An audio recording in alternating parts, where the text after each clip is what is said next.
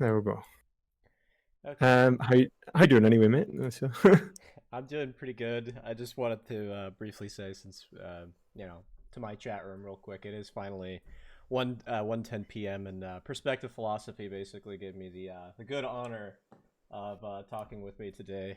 We were supposed to do it on Thursday, but luckily we got the conversation set up today to have a conversation about skepticism, and so he's going to be the person on the camera and not me. I won't be doing it today, but maybe one day I'll go on camera or something like that. So go ahead if you wanted to say anything. Perspective. So yeah, like one of the things I kind of wanted to brush up on and discuss in this conversation is skepticism, but also its relation to sophism, because I think extreme skepticism is pretty much the position of the sophists in ancient Greece. If you look at, the sophists that we're talking Aristotle and even the sophists that we're talking Socrates. So sophism and skepticism are related. They're not the same thing, because there can be justified skepticism, but not justified sophism. Like so, sophism is a moral attitude, while skepticism is more of a way of thinking. But yeah, I think there's definitely a relationship there that needs to be explored and talked about, though. Okay, so is that something that you wanted to talk about, the difference between sophism and skepticism today? More how they're similar, because I think that one of the biggest things is if you look at someone like Callicles, I think it's Callicles in Gorgias, um, he's a moral skeptic, to the point in which he's a nihilist. But then you've got other skeptics that are like, I don't know, let's say take I'm trying to remember the names of the ones debating Aristotle.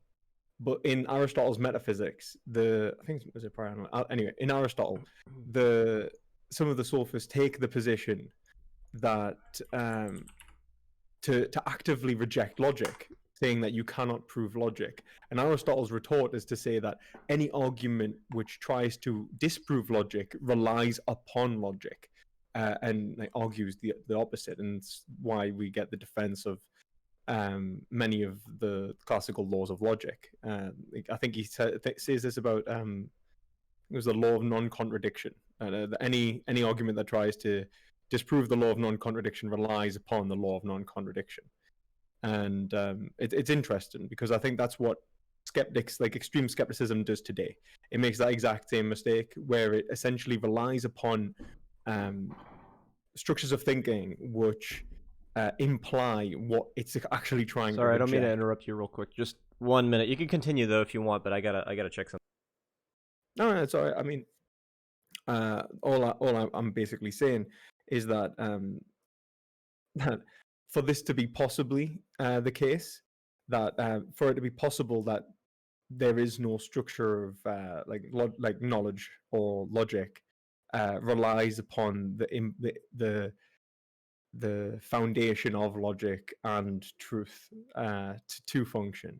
I'm yet to see a position which doesn't fall back on these epistemological groundings. So it is strange that we're kind of still having this conversation almost, where we talk about almost metaphysical relativity or subjectivity, or metaphysical nihilism, as the product of skepticism, extreme skepticism. And I think there's something to be discussed there because it happens to me a lot, and I think it happens to a lot of people online a lot.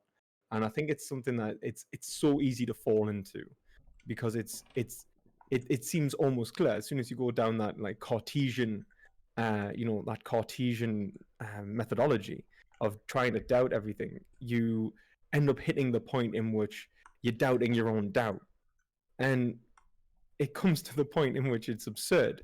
But that absurdity is either accepted or it's rejected. You either accept absurdity, which again is almost a state of permanent contradiction, or you reject it and you do what Kant said we had to do and form structures of normativity and meaning which allow us to understand reality. So yeah, I think that's what essentially where it's a tempting little black hole to fall into, and it's something that can really cause harm to individuals in so many ways of their lives, in ways it's expressed in how they actually approach their ethical relationships with other people as well. And even I've even heard of people who've who've killed themselves because of conclusions like this. I, So I personally haven't heard any people who killed themselves. It's very unfortunate. I guess I have two things to say. One thing is that certain types of skepticism, and I think we may be just in agreement here, are healthy forms of skepticism. You know, like the early skeptics, ancient Greek skeptics, found some sense of equanimity within the sort of different clashes of philosophy that one can adopt rather. And they just saw that whether I accept position A over the contrast position B was just, you know, impossible to necessarily take one or the other, right? They're sort of aphoretic. And so when one sees this sort of aporia, then one sort of gets the sense of equanimity that philosophy kind of always gets into this sort of aphoretic tension.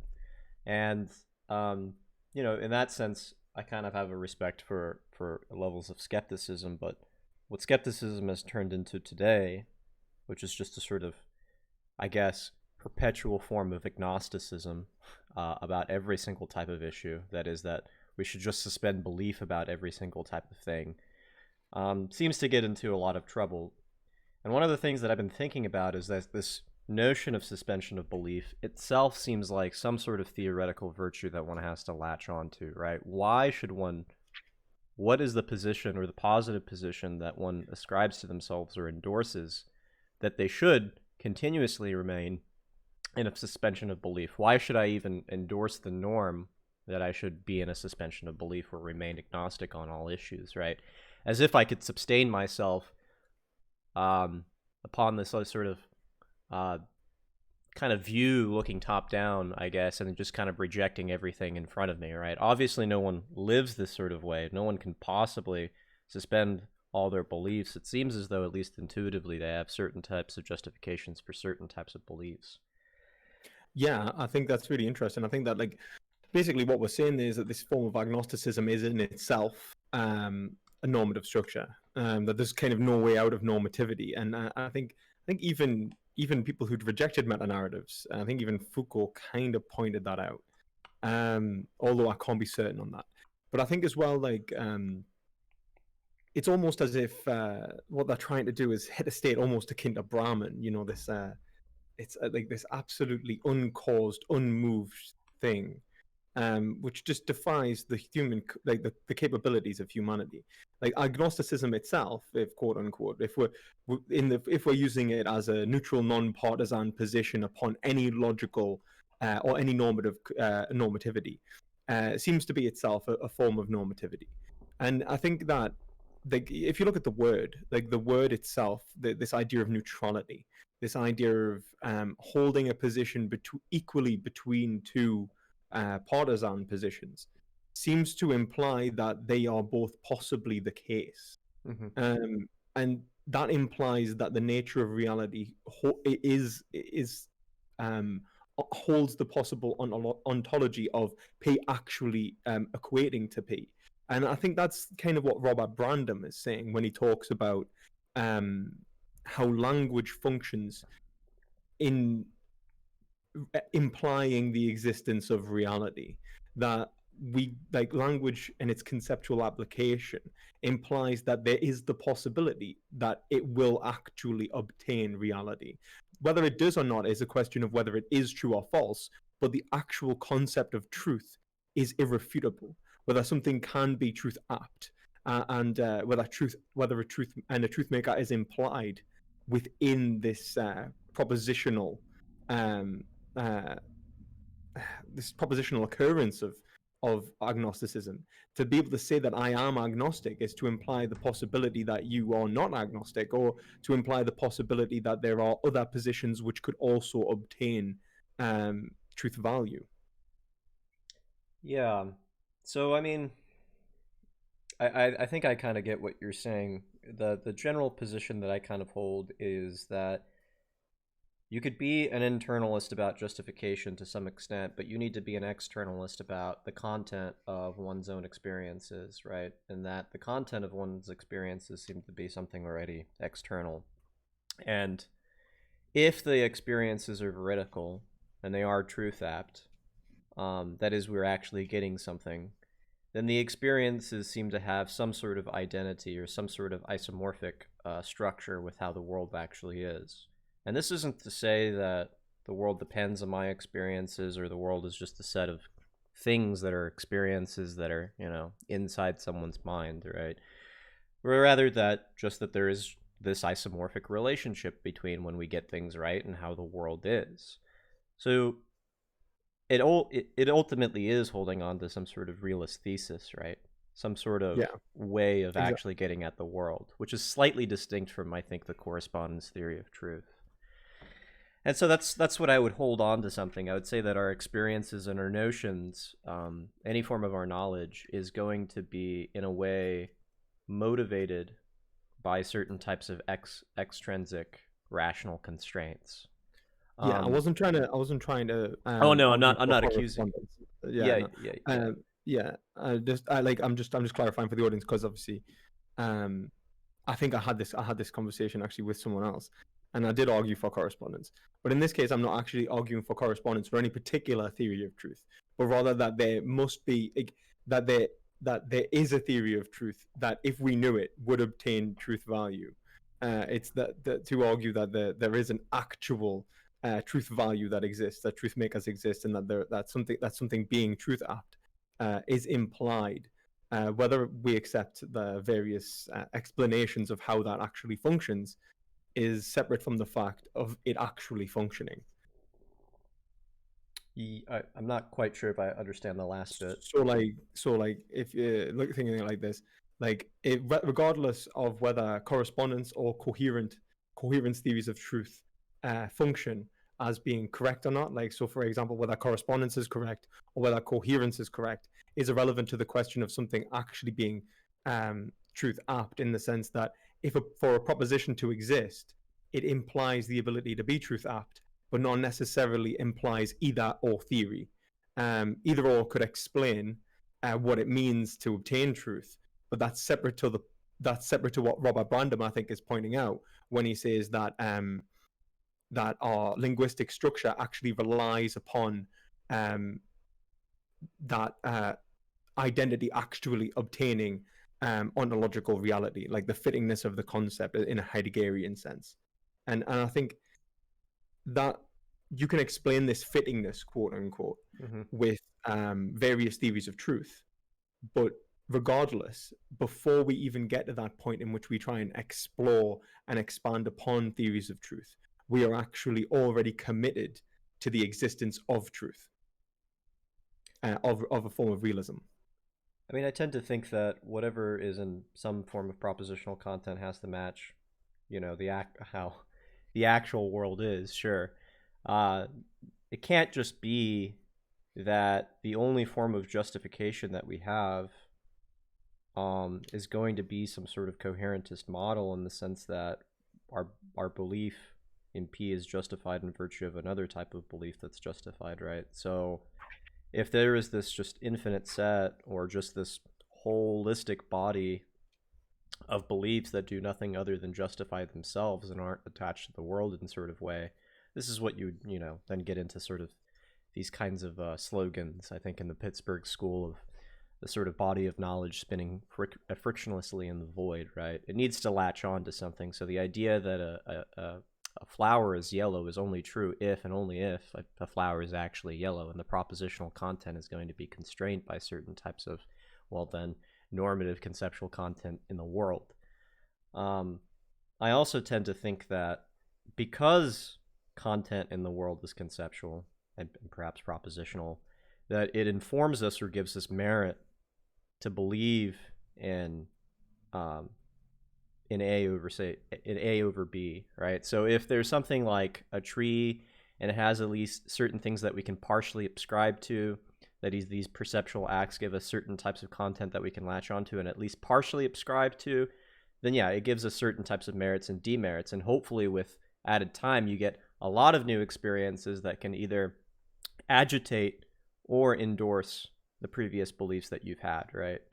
And so this content works from the outside, and then we kind of take that content and sort of internally justify it as well. It has to latch onto what Sellers calls the sort of logical space of reason. And I think this is also endorsed in McDowell and Brandom when they say that it's added on to the constellation of our commitments. Brandom uses the phrase constellation of commitments throughout Spirit of Trust, a billion times if you've been reading it lately. Yeah, I mean, I can't help but agree. I suppose what's best is to try and position now what the oppositional approach. I think the so oppositional. Well, yeah, go ahead. I was just going to say, you're welcome to kind of chime in. I think you had a much longer discussion on this recently than I did. So the last time I engaged in this kind of skepticism typically normally ends when we hit the sort of Brandom kind of arc.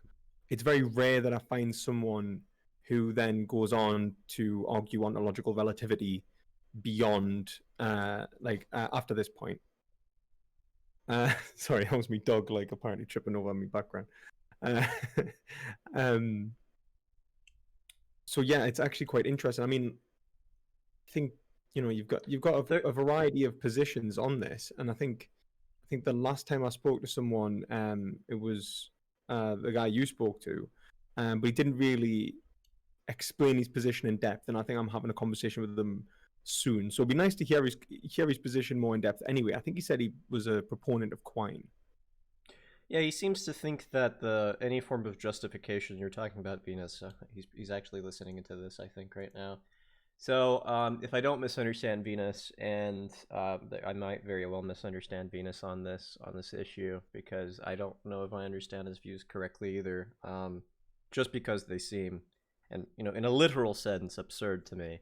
Not in the sense that I'm trying to be throw ad hominems or anything. Not ridiculous. Like the nonsensical. That's literally nonsense. No sense for it. Yeah. Because it just bottoms out in a form of arbitrary conventionalism. But he thinks that you can be justified in belief, but only through another type of belief. So it's like it seems to be some sort of coherentism, and our beliefs, I don't know if they're supposed to be grounded in something ultimately arbitrary and conventional. That's the sort of part that I'm not quite understanding, is that there seems to be some sort of coherentist theory of justification, but not completely coherentist, because eventually it's going to be dependent upon some sort of irreducible hinges of some sort that he thinks exist. From my understanding of this kind of position, it's like a cyclonic view of language kind of propelling itself forward, where like one proposition latches onto the next and offers a justification. So everything is almost it's like kind of getting to the bottom of a word, and when you hit the bottom of a word, when you try to explain the word, you use another word, and you give a synonym, and it seems like that kind of it's like when you try and say like, well, I actually can't think of any word off the top of my head now in the synonyms, which is awful, because you'd think that would be really easy to think of. It's like saying like water and H2O actually are the same thing within language in the same functioning, but like each time is a justification for itself, and then it kind of propels onwards. There's no actual grounding, and it's almost I think quite akin to depending on how you interpret them to a Wittgensteinian position, where the propositions like metaphysics is actually doesn't actually happen. Like there are no like all the questions of metaphysics are actually separate to how it functions. And they're actually existing in this bubble, which has no grounding. And every time we try to apply something outside the bubble, it becomes nonsensical. So it's almost as if the argument is that like it is linguistic relativity, I think. Yeah, I'm not quite sure. Although it might bottom out on something like linguistic relativity, in the sense that the meaning of certain types of utterances are ultimately going to be based upon arbitrary convention. So he seems to believe in some form of normativity, but one that's grounded upon some sort of mutual agreement or convention between individuals. But it seems very odd to me to hold that type of view, and I guess I just don't understand that view altogether, because I pushed him on this briefly, and I said, well, what's the basis of the convention going to be? How do we get to the statement of we know that we're agreeing with each other without some sort of prior normativity or some sort of prior criterion of what agreement means? A common experience or something on which to grow, as a standard, yeah. Yeah, and he seems to say that he seems to believe in some sort of external content of which the experience would have some sort of commonality with other people. So maybe that's how he's going to be grounding the conventions, but then the conventions are going to be merited by some sort of external content that's going to imply that we ought to be in accordance with this external form of normative content or not, right? So then it doesn't just seem to be arbitrary, it seems to be based upon some sort of externalist form of justification instead of just a completely internalist form of justification. But I could be wrong, you know, I don't claim Yeah, to know too much I about don't this. see that actually function like I mean, like we agree on Brandon and so on. So I don't see that functioning the way language does function. And I don't see that actually. I mean, if you want to get him in, I'm happy to even have him in the call, and we can obviously talk about it if he wants to be part of this and represent the position better than perhaps I can as well. I guess it seems that the affirmation of a common experience requires the possibility of the common experience actually being held by each party. I think what needs work is this sort of relation between internal and external forms of justification because they seem to be generally in opposition. And I'm not really sure exactly if they're in opposition with the Salarzian or Brandom or like any form of the Pittsburgh school or any form of the German idealist past Kant, and I don't even know on Kant. It seems to be a pretty precarious and really hard to define exactly what's going on in theories of justification and theories of identity, I guess. Uh, it does seem like there's some form of coherentism, but it's like some form of perhaps what's that word that they always use? Foundherentism. Yeah, like when foundation and coherentism are together. But I don't even know if this is also sort of a misunderstanding of original coherentism to begin with. So it's hard to say exactly what's going on there. Although I definitely agree, at least with the picture that Brandom lays out within the Spirit of Trust, that, you know, when we're making any form of justification, we do have to justify it with other types of beliefs. But I think in the beginning, when he talks about sense certainty, there has to be some sort of original content that we then contrast with another type of content that occurs right afterwards. I don't know if you're completely following, but, you know, the example of the bent stick being in the river, right? So originally we think it's sort of bent, then we pick it up, we do a sort of analysis, and then we have a notion of error, right? And so until we get these forms of these pure concepts of understanding, or I guess the concept of error versus non-error, I'm not sure if justification can get off the ground. And I think that form of justification might be merited based off of some sort of external content that gives reasons instead of just it being internal all the way down. Does that make sense? Or am I losing Yeah, I think I understand. It's almost like as when Hegel talks about being and non-being being the kind of functional foundation of our logical thinking and epistemology. It seems to be like there's a constant movement between opposites that ultimately, when synthesized, explains reality in its holistic sense. Well, that's so like that's the science of logic, and yeah. I think, you know, in the Spirit of Trust, we're going in the phenomenology of spirit. But I mean, in the science of logic, yes, you're also building the pure concepts of understanding, except in a The much science of more. I mean, to be fair with the phenomenology, like the phenomenology versus the science of logic. The science of logic starts obviously with categories of being rather than the experience of like the perceptual experience of the agent. Oh, does it? Um, I would have pictured sense certainty as being. Well, I guess, yeah. You think you can interpret sense certainty as not relating to any sort of subject? oh no, no. I mean, like I'm just saying, in like when we talk about the way in which the books actually flow, like as in like the logical argument in which Hegel's outlining in the phenomenology versus the science of logic. The way in which the book's flow is different, but I do think they're describing the same thing. And I think all of Hegel's thought is, even in the philosophy of right, is pretty bang on with what he does with the science of logic. Is just the science of logic is understanding the methodology, but in the phenomenology of spirit, he understands the logic that he's implying to also include the content of the thought, which is why he goes from worldview to worldview through a historical dialectic, moving from um, one thought pattern to the next, explaining how it meets its contradiction and is forced to reevaluate itself.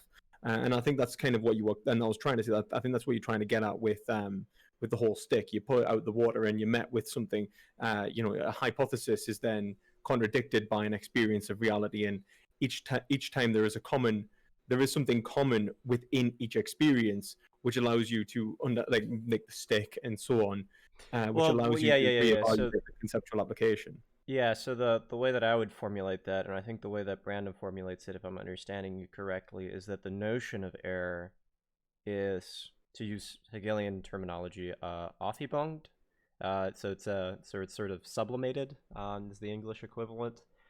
So we can't make any sort of judgments, any sort of claims of whether the stick is in fact bent without presupposing that the stick is equally not bent, right? The positive descriptions are going to be associated with the negative descriptions. And it's not so far, and it's not so much that when we have the notion of the unbent stick within the river, and we have come to some sort of conclusion of truth, that we discard the notion of the bent stick altogether, the untruth. It's rather that only through the untruth, right? Only through these sorts of categories of untruth, exactly. Right? We get the categories of untruth. And then it could be the case, right, that we develop even further forms of justification, further claims of knowledge of what the stick might entail, right? We might be doing certain types of things within, I don't know, anything within the sciences related to how sticks act. I have no idea. I guess you could you could probably look at the type of life that's within trees or whatever. But then once we get into these types of sciences, right, what's immediately given within the perception and the content of perception is going to obviously change, and it's probably going to change historically. So I definitely agree with you there. There's a sort of constant tension of where we learn from what we used to believe in, and now we know why the original error is not something that we currently endorse, but nonetheless, it's not something that we also jettison outright the window as well. Absolutely. In fact, it's only given meaning from, like, for example, like in this kind of sense, this model is only like something is only true in so much as the model previous is less true, and it's less capable of fitting reality in such a way that explains various concepts. Sorry, I just like I can just hear the wash machine. Yeah, that's fun. Yeah. Like the whole point of this development, this conceptual development, is that conceptual web, our framework, is constantly improving, but it doesn't, as you say, jettison what was previous to it. Like when you look at like Newtonian physics, the only reason that it is true that Newtonian physics isn't capable of offering the same explanation for reality as general relativity and so on. General and special relativity, but and again maybe quantum mechanics overtakes that, but it's only through this comparison now we gain notions of truth that of why it's explaining reality better. It's if we were to reject all thought, like as in all prior thought and the conceptual frameworks that came before before our current theories, we're actually rejecting we're rejecting knowledge itself.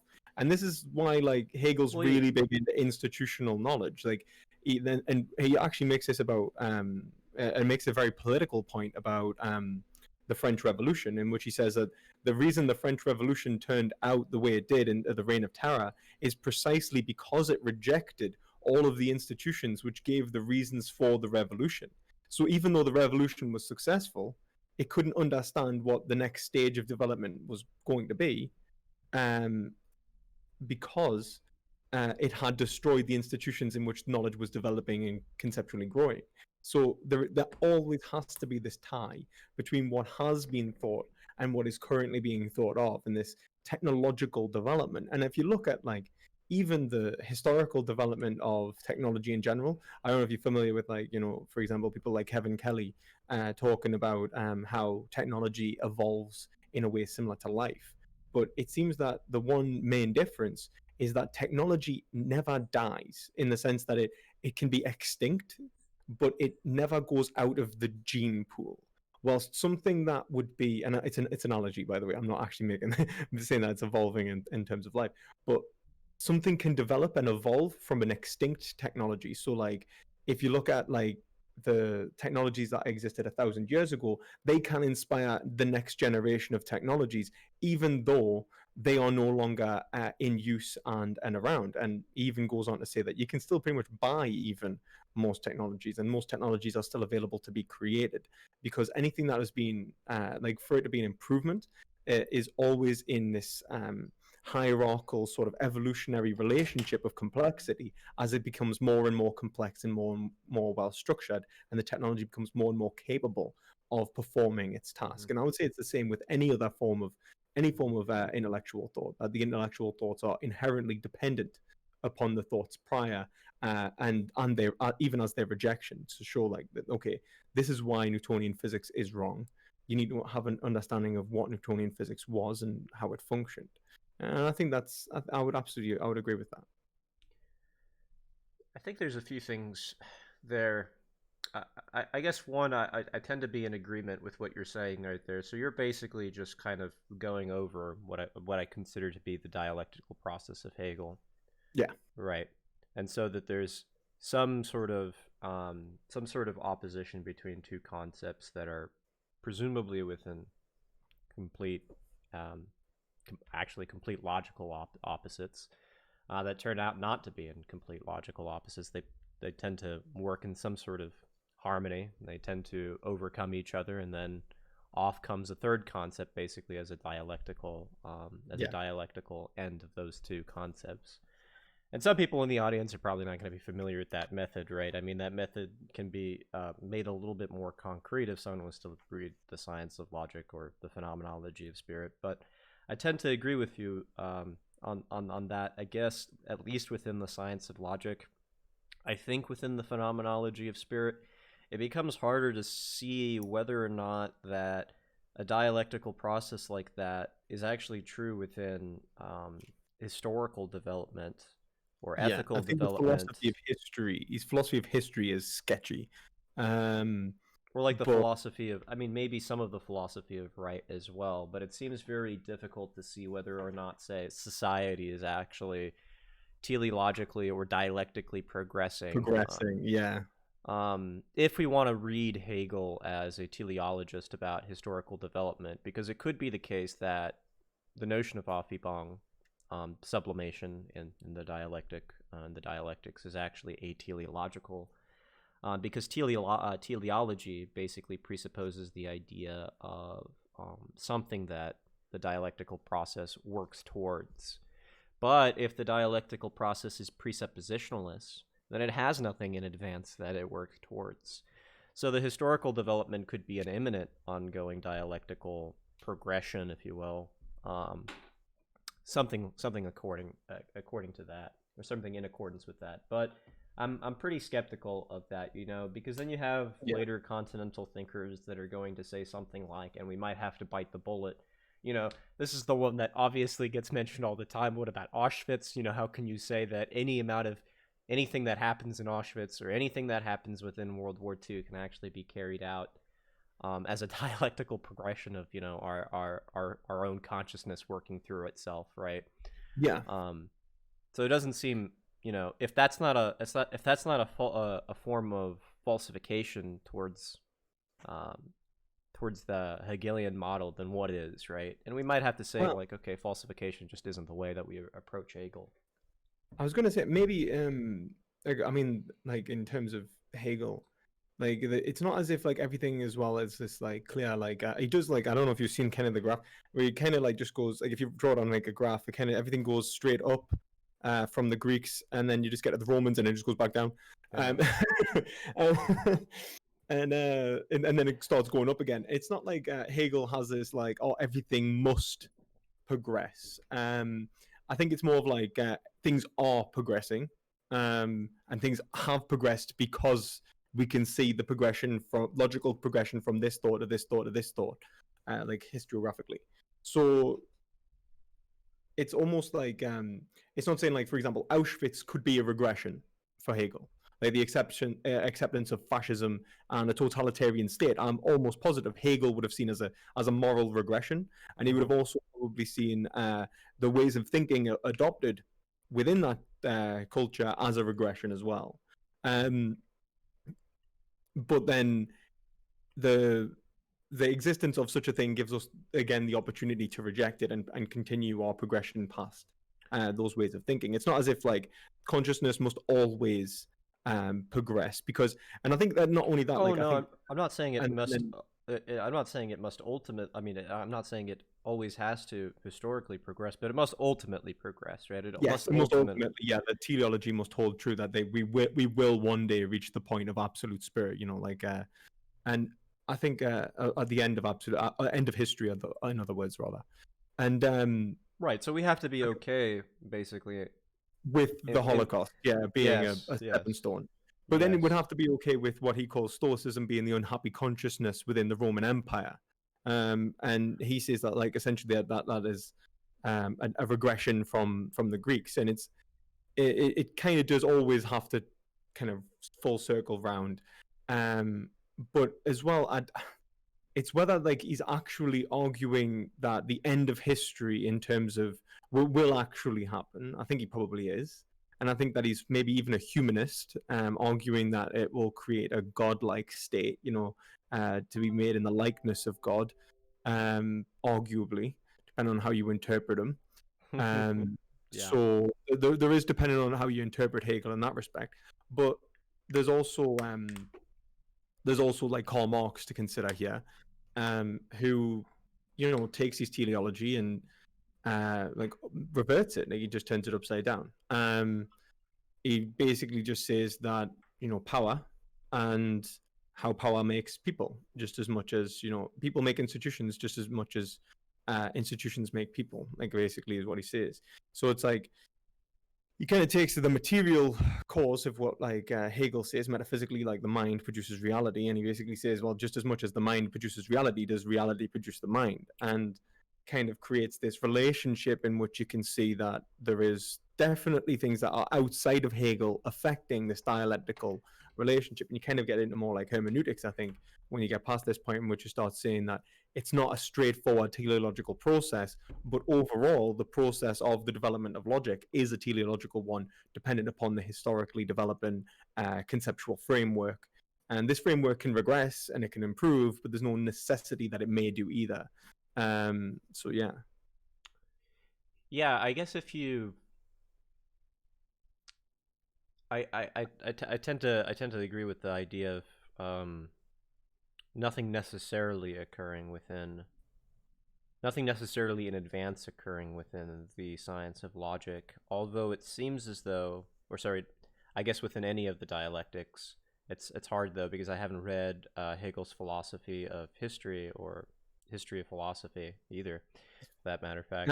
Well, I'm not going to lie, it's more sketchy than I think the science of logic, and it's a lot more sketchy than the phenomenology as well. But I do take the science of logic as being a sort of a priori deduction, so all of the deductions that are made are necessarily true, just not in advance. And it's hard, I guess, for some people to come into terms with the idea like, okay, well, what does it mean to make an a priori deduction?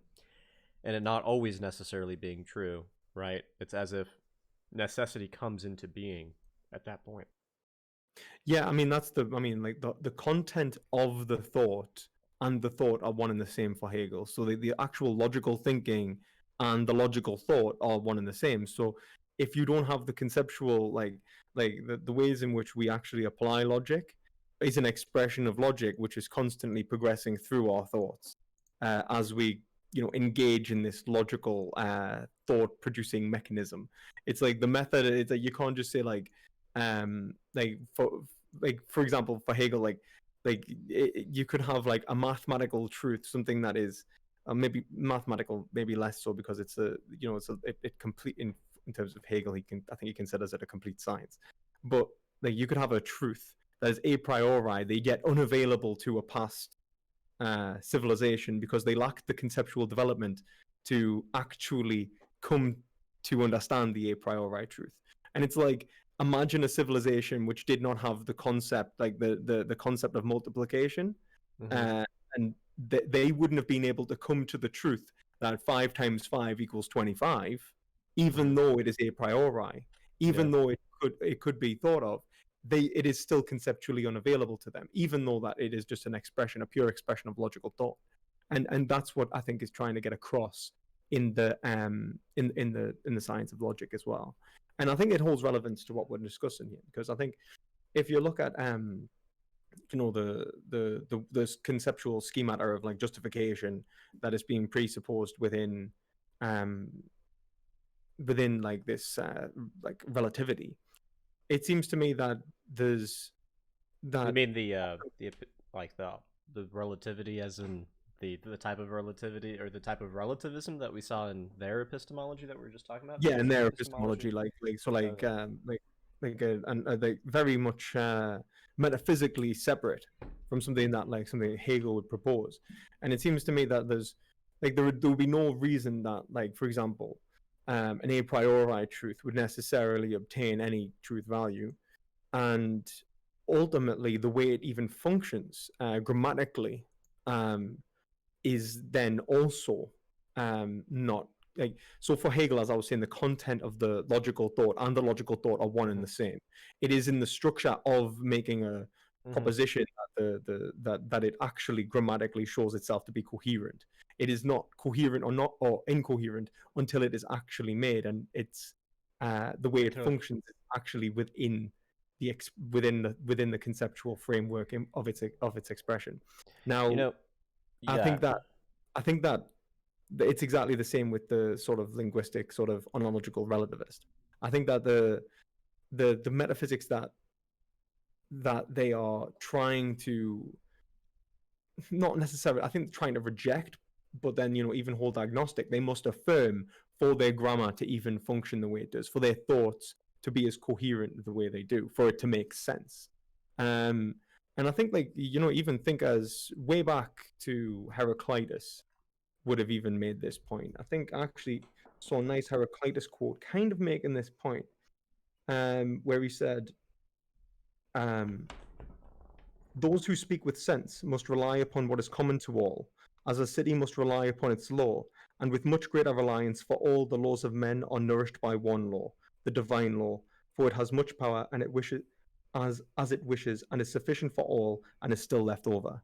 So, like, the kind of the point of what he's trying to get at there is that, like, for us to even communicate and make sense of these communications, for us to identify and differentiate objects within the world, there has to be a common world which is being held to a certain standard which allows us to identify and conceptualize it. Otherwise, our conceptualizations themselves are not being held to any standard and are nonsense even to ourselves. We could not say for certain that P is P and not P. And I think that's like, even in the words we speak, we are relying upon a certain standardization of reality for it to hold our sentence structure as meaningful to the other and even meaningful to ourselves. So, I'm not quite sure if I fully agree there, but I think I do. It's just it's hard to it's hard to gauge. So there's a few things that I guess I wanted to agree with, in that the notion of conceptual, the pure categories of understanding is developing within the science of logic, or I guess within any sort of concepts developing with Hegel. And that's akin to what you're talking about by logical development, right? Since we obviously, gaining logic for Hegel is not is a temporal process, instead of there just being certain types of logics that are true a priori, some sort of primordial logic that's true just a priori, that we just attach ourselves onto.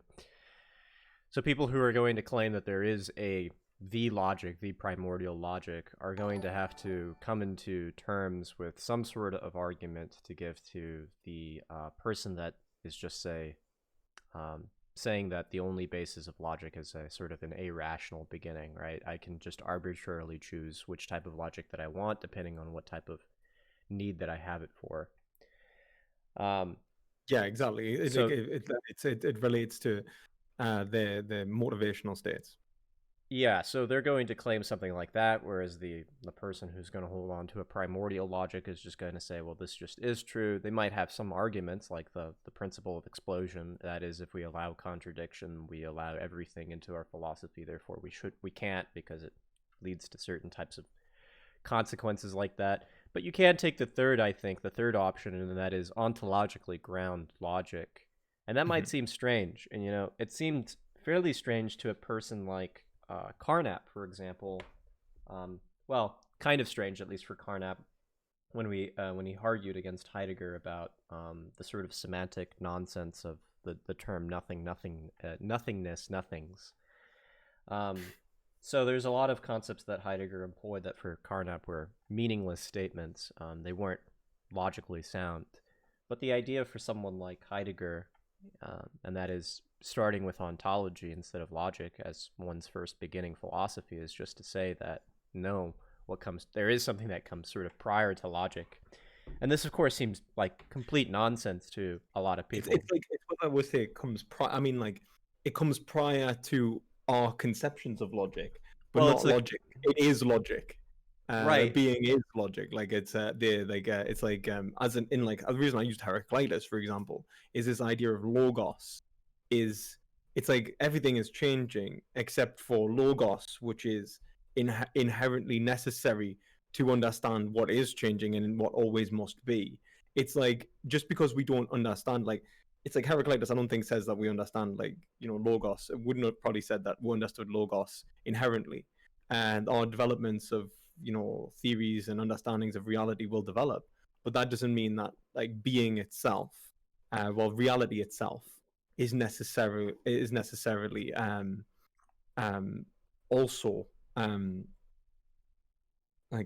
is prior to like logos.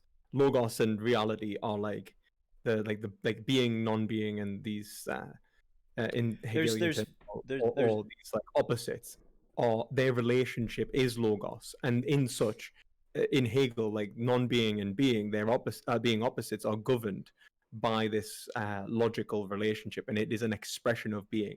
So when we understand like logical thinking and conceptual like development, it's our understanding of logic, not necessarily logic itself. Yeah, we have to be careful with words like expresses the content or the concepts of being, because then we get into weird analytical phrasing like expressivism, and then who knows what the fuck that all means. Oh God, I mean that in like a colloquial sense. Yeah, My God, like, sure. like God, let's not go down. Metaphysical expressivism is sickening. I was absolutely blown away by the fact that it exists. In saying metaphysics. Yeah. So I think I agree to some extent that when one does the sort of dialectic that Hegel has within the science of logic, one is revealing, or what's the word that Heidegger uses? I guess the athletic sort of revelatory kind of prose is what I'm looking for. That's sort of, I guess, what's more occurring within the early science of logic. But yeah, it's also a form of thinking. It's also a logic. It's also the ontological structure. It seems as though a lot's happening in there all at once. And it's very hard for me to describe to someone exactly what that all means, right? Because you begin describing that type of process and they're going to be like, well, why the hell is logic temporal? How the hell are we getting towards these pure concepts of understanding without presupposing a mind, without presupposing rationality? Why is this not just linguistically incoherent? And I think the best way to do it is kind of like I kind of use Aristotle a lot. So like when Aristotle talks about these things, I think he holds a very teleological view of human development, and he kind of just says doesn't matter where you start is the best way to do it. So it's not that you like, so if you presuppose, whatever you presuppose is irrelevant to the investigation in terms of how it will actually develop towards truth. If you are applying logic will develop, and thought will develop in such a way as to reveal truth. Yeah, I guess. Yeah, I mean, I don't know what. I guess I don't disagree with that. Um, do you buy into the idea of I guess I should shoot this question now because this is something that I also sort of struggle with. I mean, do you buy into sort of monolithic epistemology or an ontology of some sort? Like, do you think that whenever people are having like philosophical disputes, that they just misunderstand the Hegelian dialectic, or do you think that they have their own form of conceptual apparatuses and kind of schemas that are Well, irresolvable? I think Hegel, I think, like, Because that probably understood his dialectic to die with him, um, and that's kind of like that point of spirit, like of the temporal development of spirit, was what Hegel was. Like, it's almost like it's idealism, like, And so when he died and that generation died, that aspect of spirit died with them. I mean, not totally, as in it wasn't like jettisoned. It is part of it, but it's not the totality of it anymore. Like, each moment progressing is the conceptual development of this schema, which allows us to analogically analyze the dialectical structure. Like, whether someone has like a variation of thought is irrelevant to the the dialectic in this respect. So if someone rejects the dialectic and says absolutely not, like, I mean, of course, like, whether one or the other is true is very important in terms of how we actually analyze it. But if we accept that that, like, I would argue for the Hegelian position, and one of the primary things I'd say right now is that we are in pretty much what I would call the antithesis of the Enlightenment, and the skepticism is an expression of it. And I think that the moral nihilism But let and me. so I mean, on. I found a better way of like a less complicated way of putting this. Do you think all bodies of knowledge, with say in physics and biology and chemistry and sociology and psychology, do you think that these have some sort of isomorphic relationships or some sort of uniformity to them, or do you think that it could just Absolutely. okay? Because there are people who are going to just reject the idea of some sort of monism and just opt out for at least if not ontological pluralism, a form of epistemic pluralism of where these different bodies of knowledge or these different bodies of beliefs are not necessarily going to cohere to one another. Ah, right. Yeah, I And thought you were something separate. no, no, no, yeah, I wasn't very clear about how I put my last few sentences together.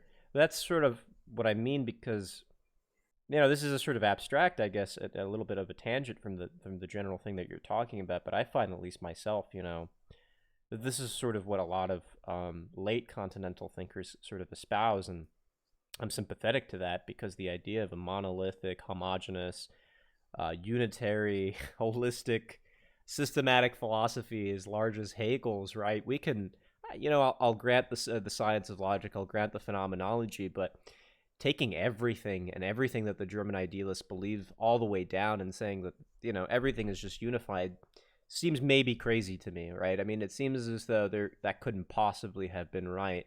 And See, I don't know. I think that it's right because it's unified in human thought, and that's kind of what he's saying. It's not like in the grand scheme of things, it's like if human reasoning, if we presuppose that all of human reasoning had some sort of capital A reason behind it, yeah, like if everyone thought the same way and we all had certain types of a priori structures. oh no, I mean, I'm not defending necessarily like the historiography of Mhm. Hegel, but rather the conceptual ties within language, primarily, ultimately relating all human thought, like as in like the epistemology of a given language and language structure, Mhm.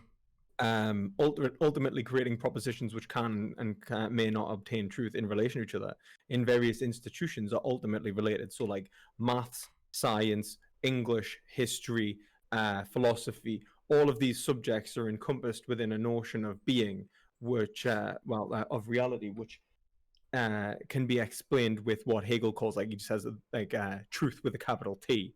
Like, the actual totality of reality, and it's infinite, uh, as we understand it. Relationship with its Well, varying parts is what Hegel's kind of what would be the connection between them. It's not like to this say is that, for this is just example, the all absolute, yeah. human thought Yeah, like, so for example, there could be an institution which happened in, for example, ancient Persia, which has no purport to me. Like, it might even have, like, I have no linguistic connection. I have no there is nothing in it which has developed thought. Like, everyone who has been influenced by it, and every thought that has been influenced by it has died, and its conceptual development in terms of logical development has died with them. That's absolutely possible, and that's not a problem for me. Like, what the difference is that in terms of how we understand reality and our epistemic total epistemic schemata, like this conceptual framework which makes human lives kind of connect with each other, in which we can say that we're living in a state, a society, and so on. This all relates to notions of truth which are Are ultimately you developed. are you also willing to say that the idea of certain types of non-human life forms, if they were in the universe, right? They necessarily have to be able to communicate with us and have the same types of conceptual apparatuses as us? No, I wouldn't say that. I wouldn't say that, like, for example, they don't necessarily have to communicate with us. But then that they're not part of our conceptual schemata if they can't. Like, if we can't gain any information or take any information from them, and there's no communication at all, then any notion of truth that they try to uncover will be separate to the notion of truth that we uncover. That being said, it's not to say that we're talking about separate things. Like, we could be talking about the same reality, and in fact, I would argue we are. It's just that the epistemology would be separate to the ontology. Hmm. Yeah, I'm not really sure myself if I would say it's necessarily the case that we'd be able to communicate with it, other life forms, and then we would all share in the same univocity of being. It's that, that's when it starts.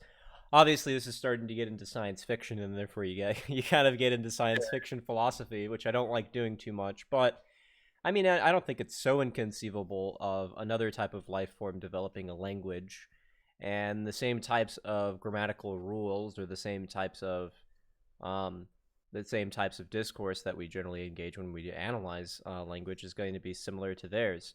Hell, we might even, in a sense, have to not even call this a language whatsoever.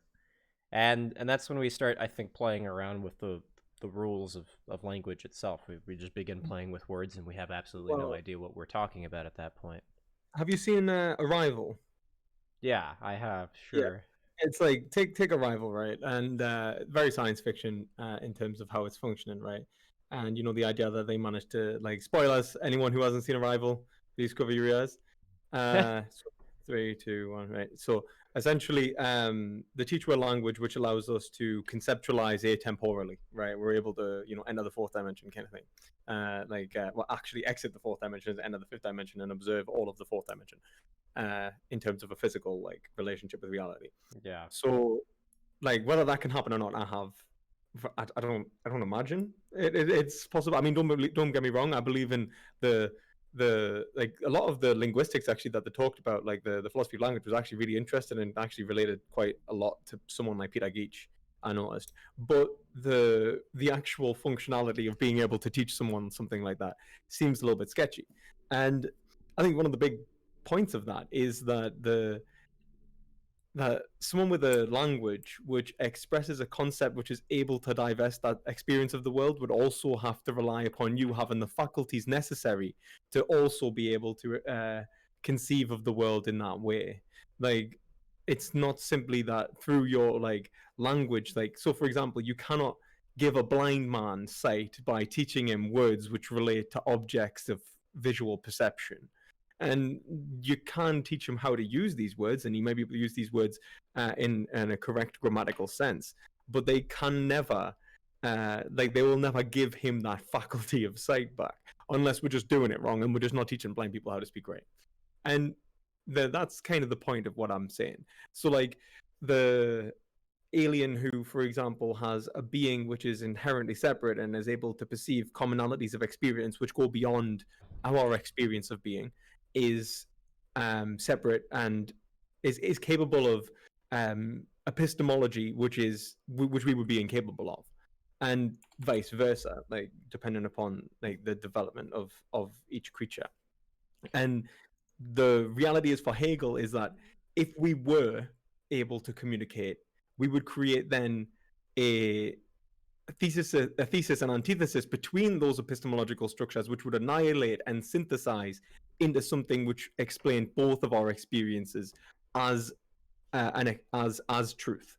And that's kind of the point. But like, to say that we would actually be able to get to that point is separate from saying, if it were possible, in principle, this is what would occur.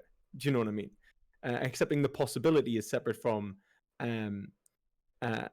It's a different thing to say that it is necessarily possible to than to say that it's sorry that's than to say that it's necessary. I mean, we already have some examples of certain types of dead languages that we actually can't translate in any sort of capacity right now, like the Etruscan language. I think this was like the general one that was given to me, that we have no basis of actually fully translating it outside of a few words. And I can't remember the name of it, but they did do like certain types of tests, and these are certain types of things that you can do in like studies in language, of where you can see which words pop up the most.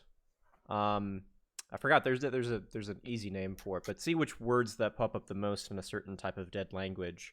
And given that conjunctions like ands, right, or words like if, or conditionals like if, or certain types of things like is, are actually the types of words that show up the most in a type of language, then you would generally assimilate these types of words that occur very, very often as being certain. Unfortunately, it is somewhat unjustified, and in terms of like, it's probably like, it's probabilistic, isn't it? There's no real grounding to say that they are going to be the connectives and so on. We're kind of relying upon like well, they're going to rely upon some sort of universal. I think they're going to. I don't know too much about language in general, right? These are going to be like things that are related to people who study linguistics and such. But I do think that they have certain types of universal standards that they describe language to have, certain types of necessities that I think that they describe. I was going to say, would you have said that like, for example, and don't get me wrong, I do believe that the connectives would function, but even in the way that the culture around how they write it, even so, like imagine we cut out, for example, I can't remember what the word is for them, but like and if they were actually writing those down, and it was a cultural standard. And it was a cultural standard for them to write them down, then we would get a hell of a shock thinking that it was and. And it's kind of the point. I mean, it's unlikely, but it relies upon kind of like a psychological presupposition that they are going to behave in such a way that's kind of like us. And it's the same thing with them. But then I was going to ask, actually, because the way you said that, I was actually even thinking about it before. Would you argue for like a Chomsky's kind of universal grammar, like that there are universal standards for language to develop? I don't know. I'm sort of sympathetic to, I guess, some sort of universal grammar. I'm sort of sympathetic to certain types of language cognitive capacities. A language skill that is innate or a priori, if you want to say that those things have some sort of resemblance. But I'm not necessarily sold on Chomsky's model either, although I haven't read too much about it. I know a lot of linguists, I know just a lot of people who do study the language have seen sort of Chomsky's paradigm as ending, and that that we need to get sort of at least rid of this idea that there's some innate structures, but that they could be learned, but not in a sort of way that the behavioralist, like a classic behavioralist, wants to learn them. So maybe in a way that of where we begin realizing the necessity of certain types of linguistic structures without them being innate. So something like a cognitive faculty that might realize the necessities of certain types of linguistic structures, like Kant realized certain types of necessities, a priori synthetic necessities, within the Critique of Pure Reason. But I don't know, right? I mean, this is going to be something that you have to ask a linguist about, or someone, or an anthropologist about, someone that's not a philosopher, hopefully, about these types of things. I think one of the things that interests me is that, like, if you would take like the Hegelian approach, you'd probably the faculty of language is almost evolving with the subject. So like the things that we would maybe necessarily consider like universal faculties necessary for the creative process of language, it would rather be a necessary part of being, that like to express something linguistically isn't necessarily being formulated by an internal conceptual mechanism which is flowing through us, but rather that in our attempt to conceptualize and in our attempt to express, we are forced to conform with reality, in which case language is actually slowly developing a conformity with reality. And that's why you get, like, for example, if reason is slowly conforming through epistemology, like logic is slowly conforming to reality, then you've got then language would be doing the same if language is reason. And I think that would be interesting to like see like a kind of philosophical, like linguistic kind of like crossover. If anyone has those that kind of expertise, that would be really interesting to read. I'd love to read something like that. See, that's another thing. I mean, you just briefly mentioned this, but I'm not really sure. I sometimes also think about the idea that reason is synonymous with language. It certainly seems that whatever type of mind that human beings has, particularly the notion of self-consciousness, requires language. Because in any sort of way of talking about self-consciousness, I think you need second-order beliefs, and second-order beliefs are generally going to be propositional in form. You need to think about oneself thinking, and then this gives us the basis of correcting ourselves and our behavior and our beliefs, and then, creating consistency among our beliefs. Because, if you read someone like Kierkegaard or Kant, right, there is a certain sense of where when we talk about human agents who are ethical, they have to have consistency, and they have to have a sort of Platonic unity to them, right? The concept, like the very notion of an ontological unity within the notion of a concept with a person to be in accordance with their consistent beliefs.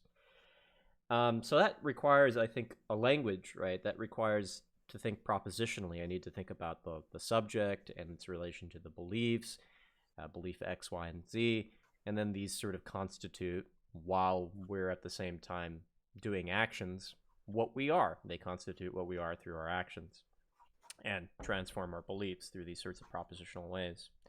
So I tend to think that, this is fine, and whatever the subject is in its own sort of unique capacities has reasons like this that are language oriented. And I can see why people would think that the world is ripe for language, for it being made of conceptual content or propositional content, if you want to endorse that, and it's not just something that's going on in the head. And then you might say that the world is logos, or it has reason inside of it. It's intelligible, right? It's not just unintelligible, non-conceptual content. But I wonder, though, if in animals or in a sort of primitive notion of consciousness, one that's not self-aware of themselves but just going through the world, if they have to necessarily employ a language at all. Because there do obviously seem to be species, or at least we can intuitively capture this manner, that cockroaches, worms, or things like that, or trees don't seem to be able to propositionally conceptualize the world in any sort of way. They might just be intuitively getting at something, or they might be using a form of understanding that is just a different species of understanding than our linguistic capacities are. Before something is conscious, for example, in the first instance, I think you could see it as simply being, a product of evolution, natural selection. So, like, the way in which they function in the world is the psychological product of the world essentially correcting failing mechanisms. So as soon as something like for it to continue to develop, for the gene to continually reproduce and so on, the selfish gene kind of thing, it has to hit certain standards which allow it to reproduce, and so anything which fails those standards is simply wiped out. I actually had a conversation with John recently. You should have a conversation with him. He's a person that studied physics, and he's an amazing Kantian scholar. And he was arguing for also this teleological view of biology. I think first and foremost, I would accept a teleological view of everything just because I see normative content all the way down. But if one wanted to give a separate series of arguments for teleology as existing within the biological realm, he seemed to give one. I don't know if I could articulate it as well as he could, but he was saying that if we separate a cell or any sort of organ, I guess, from the body, and it's going to sustain itself, it's going to have a functional different purpose than a cell within a human body. And the only way of distinguishing between those two is not structurally, but it's functionally. That is to say that we're looking at the end result of what it's trying to obtain to do.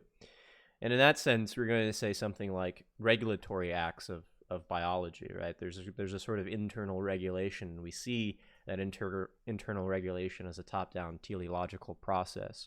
And I think this argument is pretty good, right? I mean, if in fact the only way that we distinguish between these two is not just merely structurally, but functionally, unless there are structural differences, and that's cool, and that's even better, then yeah, you need teleology. And this is even cooler, I thought, as John's argument is once we have teleology within our biology, then we have justification in saying that our sense organs are actually truth-seeking and truth-apt.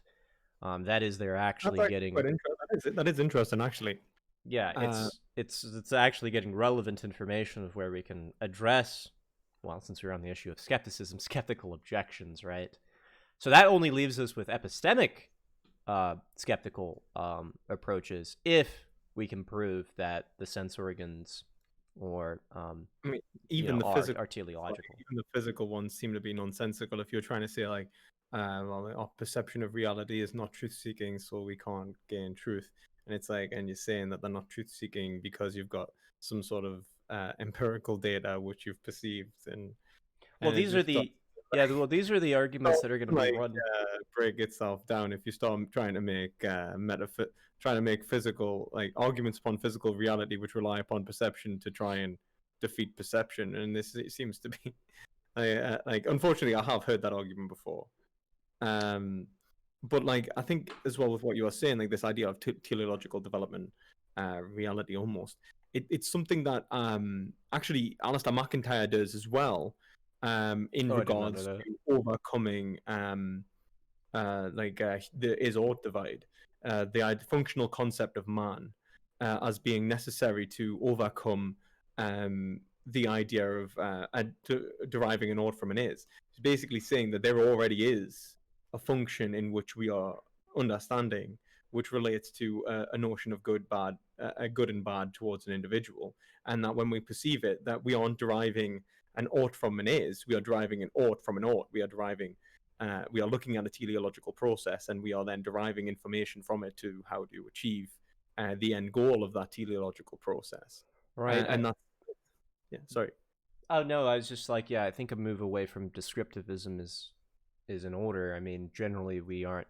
I don't, at least in my philosophy, and this is something that I've only recently started thinking about, so I could be wrong, and someone could, push me hard enough. But it doesn't seem like we're ever describing the world, are we? We seem to be always endorsing the world, and we always seem to be getting at how it ought to be instead of how it just merely is. Or that's to say, when we are talking about how it is, we're talking about it how it ought to be as well. As opposed to how it's not, right? So there's always a certain type of endorsement there. Well, I would actually agree. I would say that in many ways. Like, I don't believe in a purely, but then that falls into this idea of nature being teleological anyway. It's like very possible. And I guess the point is that like, it's kind of what when like continentals like Hegel or Levinas talk about the relationship with the other, to show that our epistemology is based upon an ethical construct, that there is that for the descriptive aspect to be true, we are engaged in a prescription of in a conceptual nature with each other, right, which then has to be adhered to. And this is kind of the point in which people like Sartre and sort of dismisses Freud and psychology, because it's like, well, like you're trying to hit essence before existence. You're trying to say that we are indescriptively like this, but in reality, we must start before that epistemologically at existence, and this ethical relationship, which then forms the epistemological constructs, which allows us to work together to form institutions such as psychology. So it seems that there is this almost there always has to be an ethical dynamic to a language. I would absolutely agree. Yeah, I think I agree with that. Someone in the chat room, I bet that might even be Venus, like saying that we're not making any sort of sense, but we're just it seems as though we're endorsing. It might not be him. I shouldn't say that. Well, all we are is endorsing a Salarzian thesis right here, in that when we're making certain types of judgments in the world, they have to be in accordance with the certain types of norms that the world offers us. So it's not just arbitrary whether, right in front of our perceptual acts there's a tree, because there are certain times of where obviously we're in error, and so our beliefs have to then correct themselves and endorse the proper content that's being witnessed within the world. And that's all we're saying. Yeah. So yeah, I agree with that. Although I do tend to, I mean, I still see some sort of disparity between that and ethical claims. And then altogether, we've both run into the problem with certain types of people in these chat rooms who just want to demolish normativity from the ground up. And not even a reduction, it's just saying prove normativity and then prove merits, prove validity, prove knowledge, right?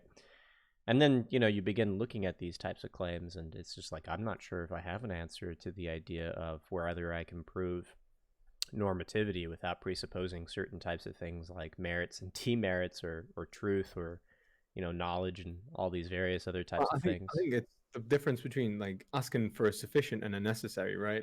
And I think you're making an error primarily by they're asking you for it's like, imagine if someone tried to say to you prove the existence of the sun, right? And they're prove the existence of the sun, and then so you show them the sun and so on. That's you're proving the sufficient information to justify your position, right?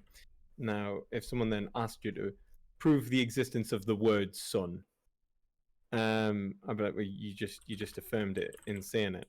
I can't prove what more could I do than point to you saying that there. It's almost ostensive, right? It's imminent and necessary. And this is kind of the point I'm getting at. Well, then you would be kind of in line with the rationalist and the idea of incorrigibility, but there's certain aspects about the thesis of incorrigibility that I have a problem with, because it just states that I can't even shake this idea of this belief, where it can't be wrong. But somebody can always posit, an evil demon hypothesis, or a simulation hypothesis.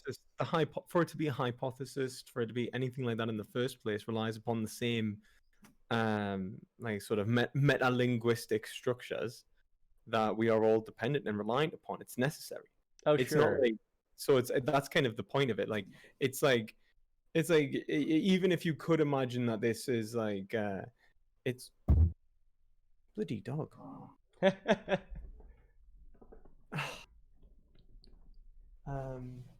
Even if you could imagine, sorry, throw this off.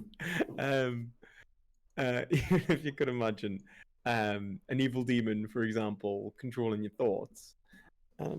Charlie, come on, man. Anyway. Least philosophical dog. Anyway, even if you could imagine an evil demon controlling your thoughts to such a way that you're producing wrong conclusions, you kind of end up at this point in the end of Cartesian reason anyway, where there are fundamental truths which cannot be denied. The end of Cartesian doubt isn't to say that maybe this all didn't happen and reason didn't function and everything. It kind of just comes to the point that something exists, that the thinking thing is occurring, and there seems to, and that's just one expression of a necessity. Now, what I would go on to say is that not only must we say that something exists, but even to say that something exists shows that there is a logical function within our thoughts that cannot be denied, that it is impossible to deny. And if you try to deny it, all you are going to do is affirm it, because your very thinking is the actual experience of this logical of this of this normativity. So every time you try and reject normativity, you are going to affirm it, no matter what hypothesis you propose. No matter what you actually say, you would be. It's like trying to talk yourself out of words, is a way that I got described. It got described to me once, and I think that's a nice way to talk about it. Yeah. So I'm really sympathetic to that type of view, but since I've been pushed on this issue so often, I'm going to try to articulate what I see my interlocutors trying to state, and that's they're not even making a positive affirmation or a negation of any sort of argument P or belief in P, but they're just suspending their belief, and they're saying it could possibly be right in some possible world that an angry evil demon exists. And if it is possible, then at least in that possible world, all of our beliefs are wrong, and so is the case within the simulation argument. And then when we're asked to affirm the non-evil demon hypothesis, well, we have no basis for it as much as we have basis for the evil demon hypothesis, right? So it could just be possible that all of our, as much as it's impossible that our not the case that all of our beliefs are at constant error. And they're gonna push this agnosticism, I think, to its edge, and basically say, look, I don't even have to offer the refutation. I just have to offer the agnosticism here. But I think that is like, it's this we're still dealing with possibility, right? We're still in the same framework.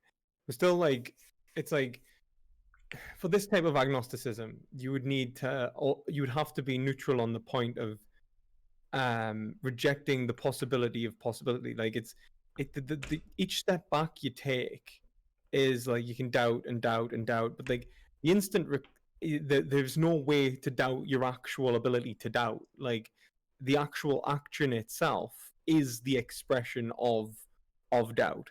It is the occurrence of the thought. I mean, it could just be that the evil demon that exists, makes it such that all of our semantical content is exactly what it isn't, right? Or it could be exact opposite of what we think it is.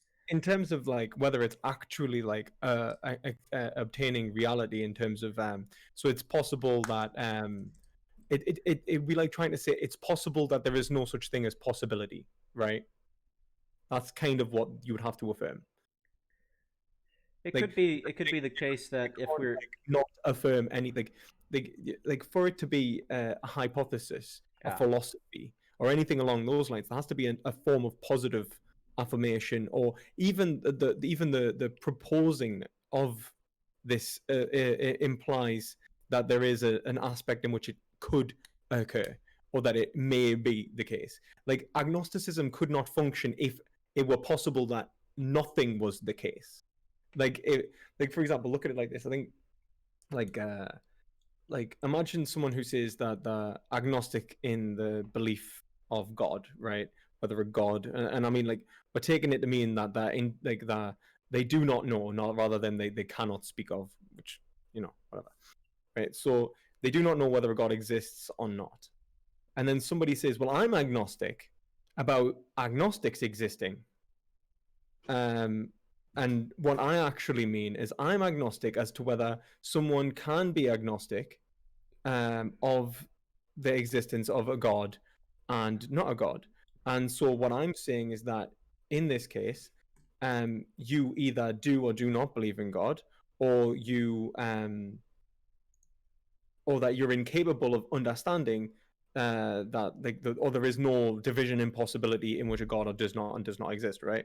And you can kind of keep going back with this. It's just this idea of like, in each case, like you can doubt your belief in something, which is to imply the possibility of the negative, but there always occurs the possibility of the positive. You can never get out of this relationship between two possibilities, or multiple possibilities of reality. If you try and divorce yourself out of possibility, then you're going to have to kill yourself. That's the crack. Like there is no way out. Like in terms of something either being or not being the case, like there is no way to say like, actually I am indifferent to the occurrence of me being alive, or the occurrence of something existing. Like, I am yet to see someone who's managed to come out of Cartesian reason and then go, oh, the thinking doesn't exist. And if they can come to me and say that they are agnostic to thought, to thought itself, then I would ask them what they are doing, or what is occurring. Can you say that it's not a thought? And they go, oh yeah, it's not a thought. What they typically mean is like the application of a word, for example, doesn't obtain reality, but they don't actually mean the conceptual underpinnings not actually being founded upon reality.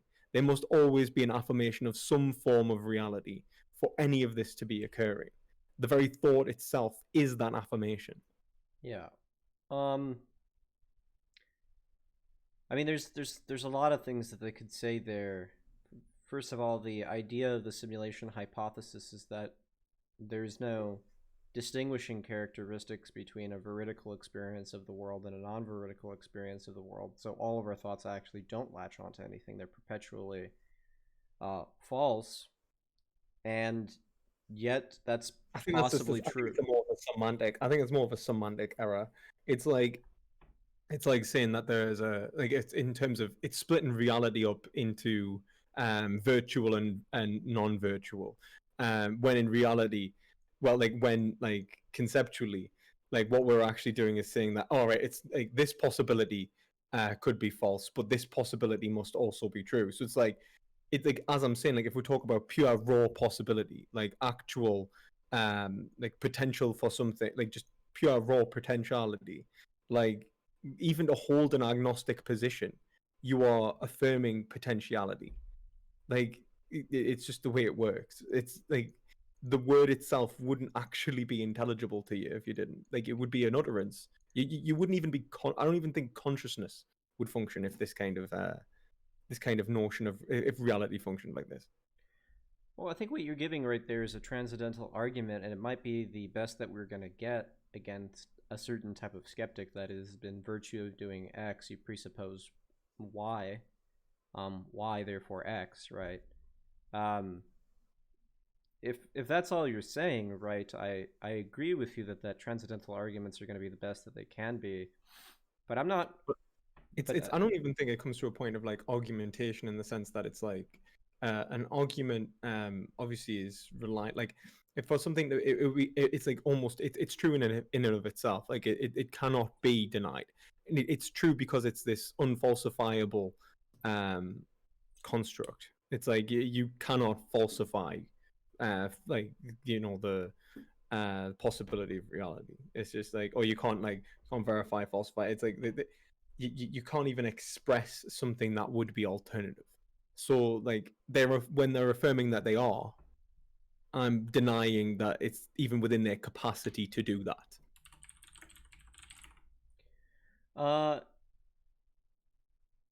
What about the distinction between conceptual possibility and ontological? So empirical versus epistemic versus. No, it wouldn't even be necessarily empirical. I mean, epistemic. I meant, sorry. So the idea that something that could ontologically be true, something that's conceptually or epistemically necessary, but not necessarily ontologically true. So they're just going to hold on to that disparity right there, and basically posit that there is no way out of this sort of this kind of circle, right? I think the kind of the Hegelian kind of conception of that is to just say the thought itself, the actual epistemology is an ontological occurrence, and that's kind of there always has to be. It's you can't deny all of ontology. That's generally what I do, but I think that once you get into those qualifications, they could probably just equally represent some sort of simulation hypothesis that, oh, you think you're actually just beginning with certain types of things within the Hegelian dialectic, but it's actually not the case. Actually yeah, but then I think the problem with that might be, and this is just an intuition, they're actually not presupposing a presuppositionalist beginning because they're postulating a computer hypothesis or a brain in the vault hypothesis or something like that. Sorry, a computer simulation. So yeah, I mean, like, yeah, go sorry. ahead. I was just like, I guess it's kind of the point of like, it's like, you could think you're blah blah blah. It's just like, I guess the point I'm making is that if we take like, there is no rejection of ontology itself. Like, I don't know anyone like who comes out and actually like rejects ontology, found like in every single way, shape, or form. Yeah. And I mean, they will at least admit that there's a world external. Yeah, that there us. is something, like the. I mean, unless you want to be like an external world. It's always like an affirmation. Like, I guess the point I'm trying to say is that there is always this connection between our use of words and reality, in the sense that like it like even if we were to say like hypothetically they're like let's say like actually we are all there is no such thing as like a real world blah blah blah, like ontology, like again none of our words actually relate to being. For language to function in the way in which you are you are trying to make that argument, you are actually operating as if it does. So you being agnostic to it is impossible, because you're trying to say that you are able to hold the belief that goes beyond a human capacity to believe. So it's not even like saying like I have this God's eye view in which it's like absolutely the case that what I am saying is obtaining truth value. It's more like neither of us have the capacity to leave language. What you are doing is fundamentally impossible. And it's kind of the Wittgensteinian position. It's like you're just making a mistake. You're just absolutely making a mistake because you're trying to use language to escape language.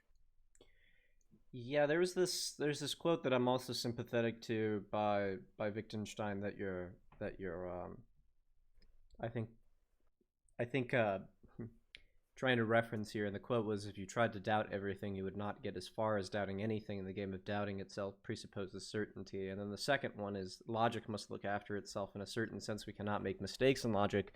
What makes logic a priori is the impossibility of an illogical thought. Those two quotes, I can't remember where they're exactly from. Maybe on certainty, maybe in philosophical investigations. I'll have to look it up. But yeah, that's what you're getting at, and I think that still amounts to a transcendental argument. I think what Hegel's doing is slightly better than a transcendental argument by beginning imminently within the most indeterminate and immediate concept, and then moving towards dialectically through other types of concepts, which might be better than a transcendental argument. Because I think the connection between them is somewhat intimate, because I think that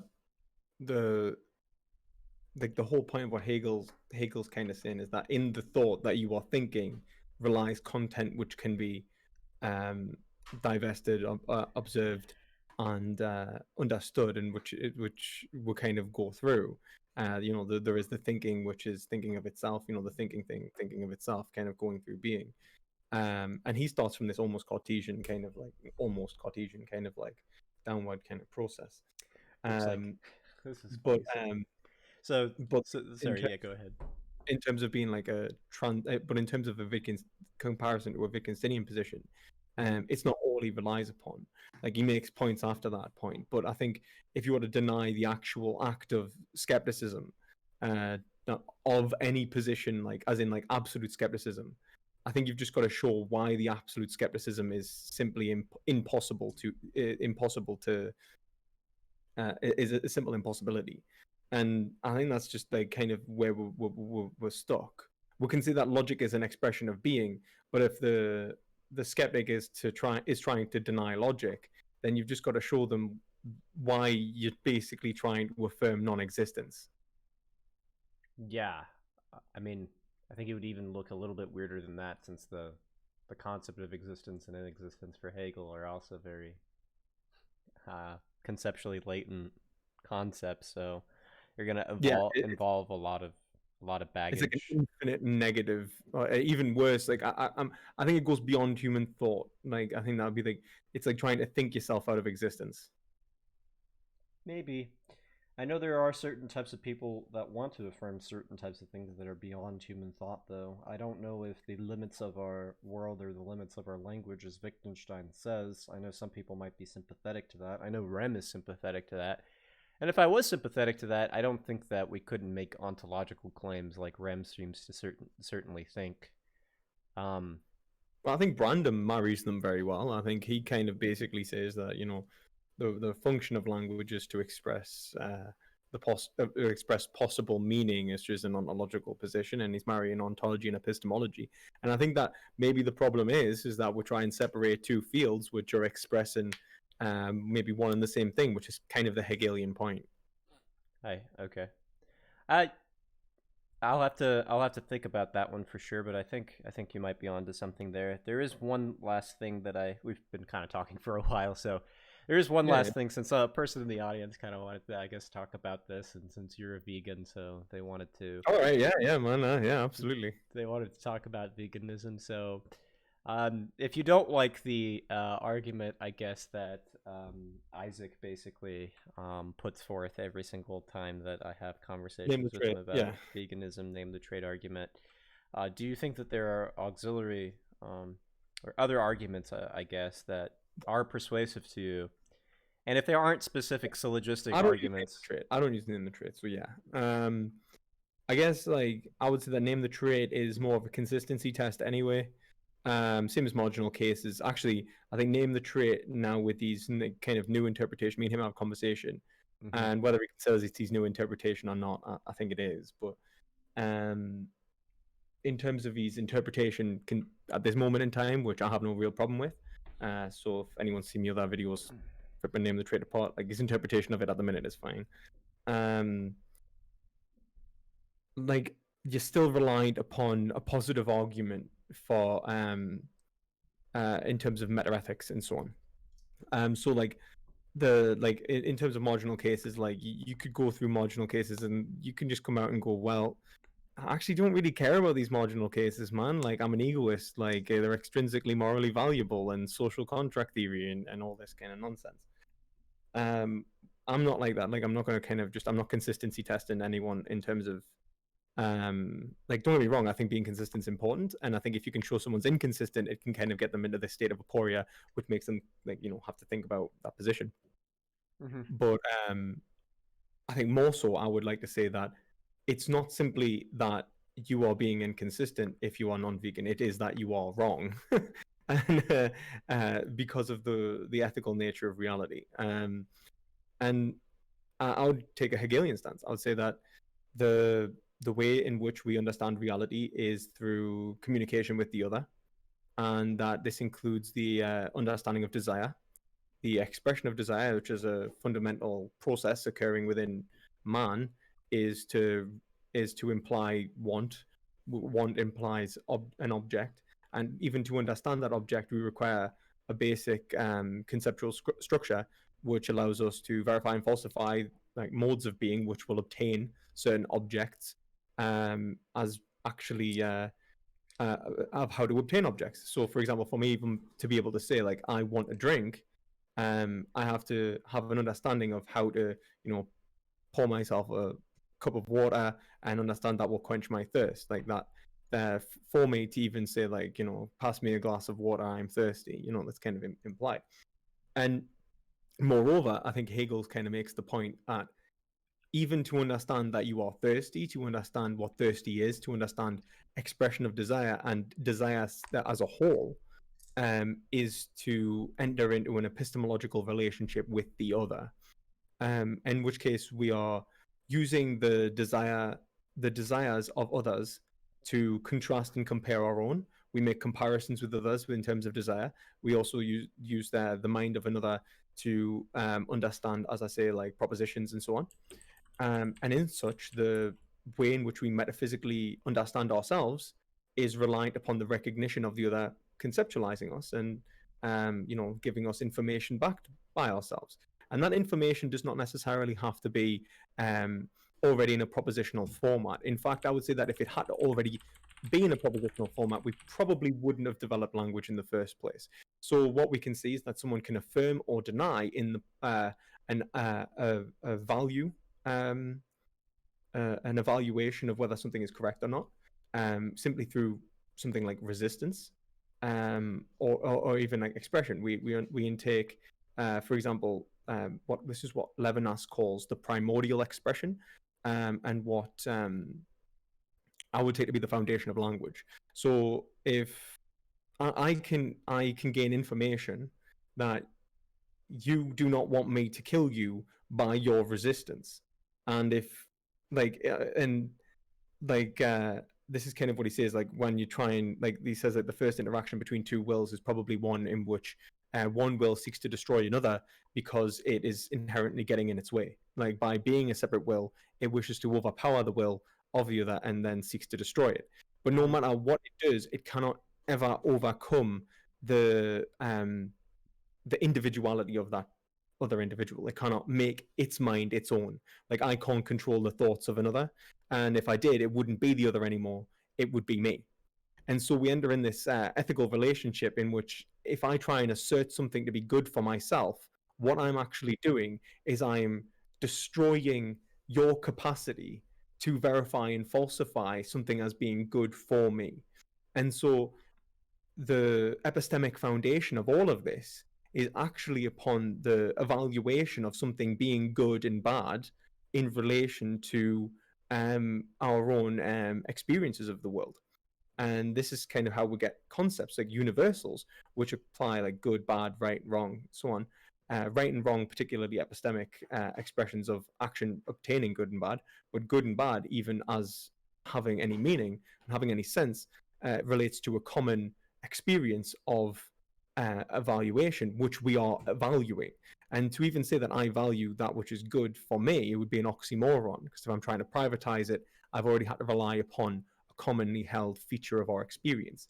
And if we can say that animals, which I think we can, if we can say that animals are likely having these evaluations and evaluative experiences, then in rejecting them as having value in the first place is to be an oxymoron. We're trying to say that value is not valuable. It's to make a contradiction.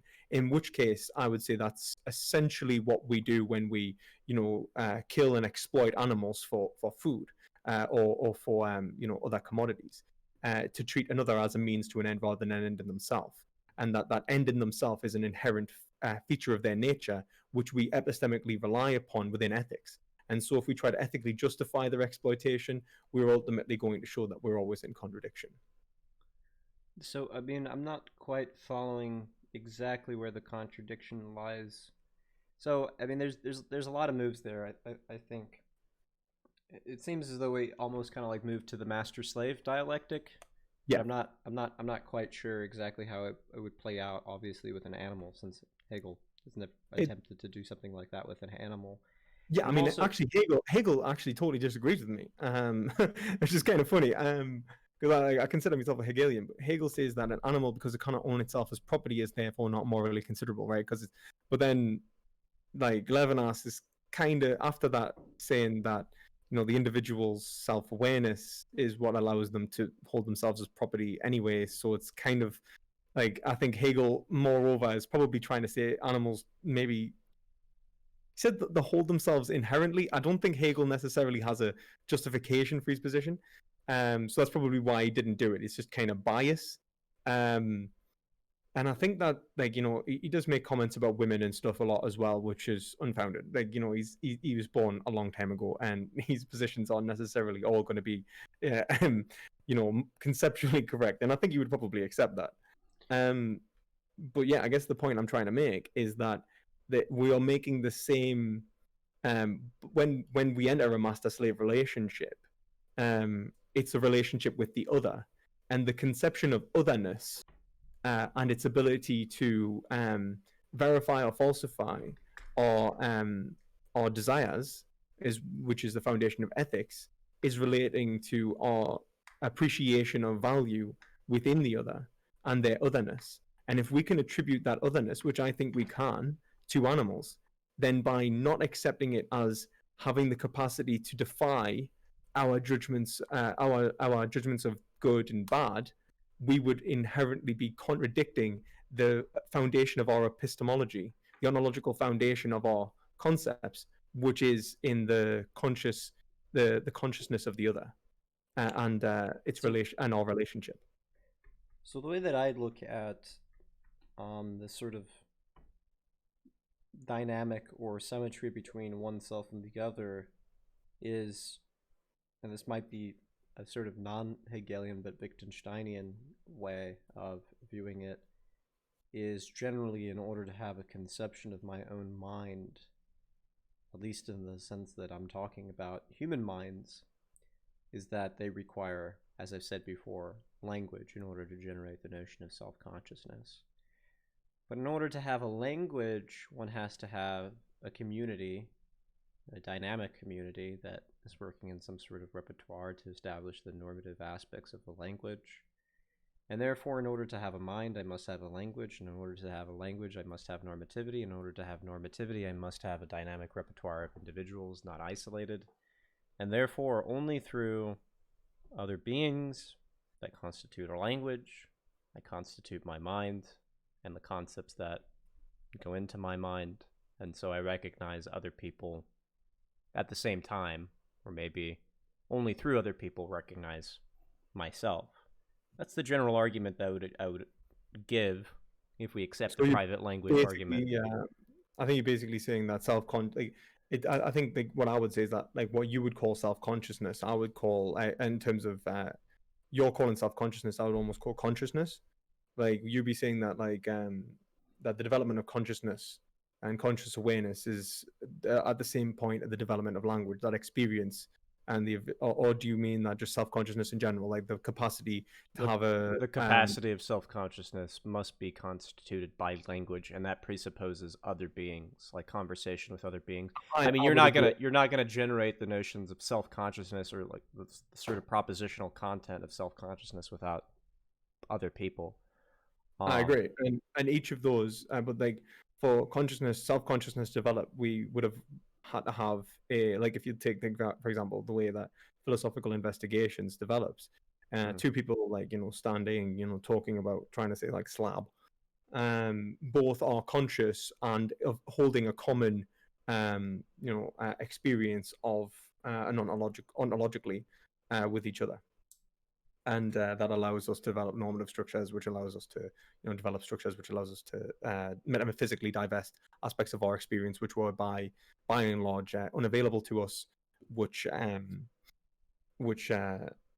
essentially, I think, even Hegel says actually, kind of when he's talking about how we move from sense certainty to determinate objects. The idea of moving from sense certainty to determinate objects comes in the negation.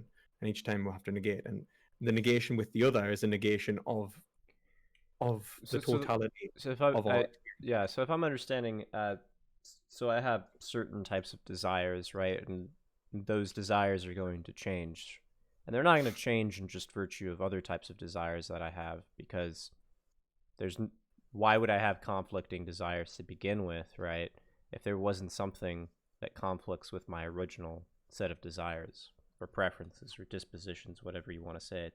The notion of conflict and this sort of inner tension comes from some sort of relationship with something other than oneself. Mm-hmm. And therefore, we're going to get the basis of value through this inner tension or conflict. Yeah. But I'm not sure if that's going to be enough then to create a meta-ethical thesis that accepts robust moral realism. I would. I think maybe it would in this sense. So, if some of our values are not going to be dependent upon our desires, right? Then we're exiting preferentialism out the door. We're basically applying some certain set of ethical principles or certain types of norms that constrain what our values are going to be. And in these sense, if they're non-propositional, they seem to maybe be categorical in order. That is to say that their ontology is a categorical order that compels me to value something that I didn't have originally. But I mean, It's not, I mean, like to say that you value something that you didn't have originally, I'd probably disagree. I think, like it, like for example, like what I'm trying to say is that like for when like you develop a language and so on, and you have this you know, this relationship with the other, and you can dismiss your current preferences. And I usually differentiate between preferences and interests, right? So what I would say is a preference would be like the immediate content of your desires, whilst an interest would be desire simpliciter in relation to the ontology of your being, right? So like someone who's a heroin addict, it couldn't be it is separate to say that like their addiction to heroin is isn't a preference. Like I'd say it was like, you know, like they preferentially want heroin, right? Because they're addicted. But to say it would be good for them would be separate from their preference, right? And it's and but that doesn't mean that it would be something that they didn't desire in the first place. Like if we accept Hegel's kind of point, it's to say that desire actually always is desiring the same thing. We just don't understand what it is. And fundamentally, it's a telos of man. Like it's this functional concept running through us that we are trying to understand. Desire is trying to grasp an object in order to make it our own for the purpose of generating an experience which we inherently cannot help but value as positive or negative. And this positive negative evaluation and what it actually obtains to of how we live our life is what we are doing in ethics, which is why he splits ethics from morality. If morality is just, you know, good and bad, well, we understand that positive and negative experience is just an expression of subjectivity. But right and wrong is how we behave to create those instances of good and bad. And that's kind of like what I'm kind of trying to say here. We accept, like I imagine both of us accept that individuals have subjectivity, like that other individuals have subjectivity and otherness, quote unquote, which gives them the possibility of having good and bad experiences, positive and negative, right? But for me to have any propositional value in ethics, I have to accept their experiences as well as my own to create categoricals, which ultimately allow me to modify and change my behavior so as to obtain the telos of myself. Like, and this is why, like, it's almost Aristotelian. I argue that Hegel's an Aristotelian pretty much because he says it's like the good life for me is the good life for man. Like this idea of splitting me off into this private being is incapable of achieving my telos of my end goal with what desire is.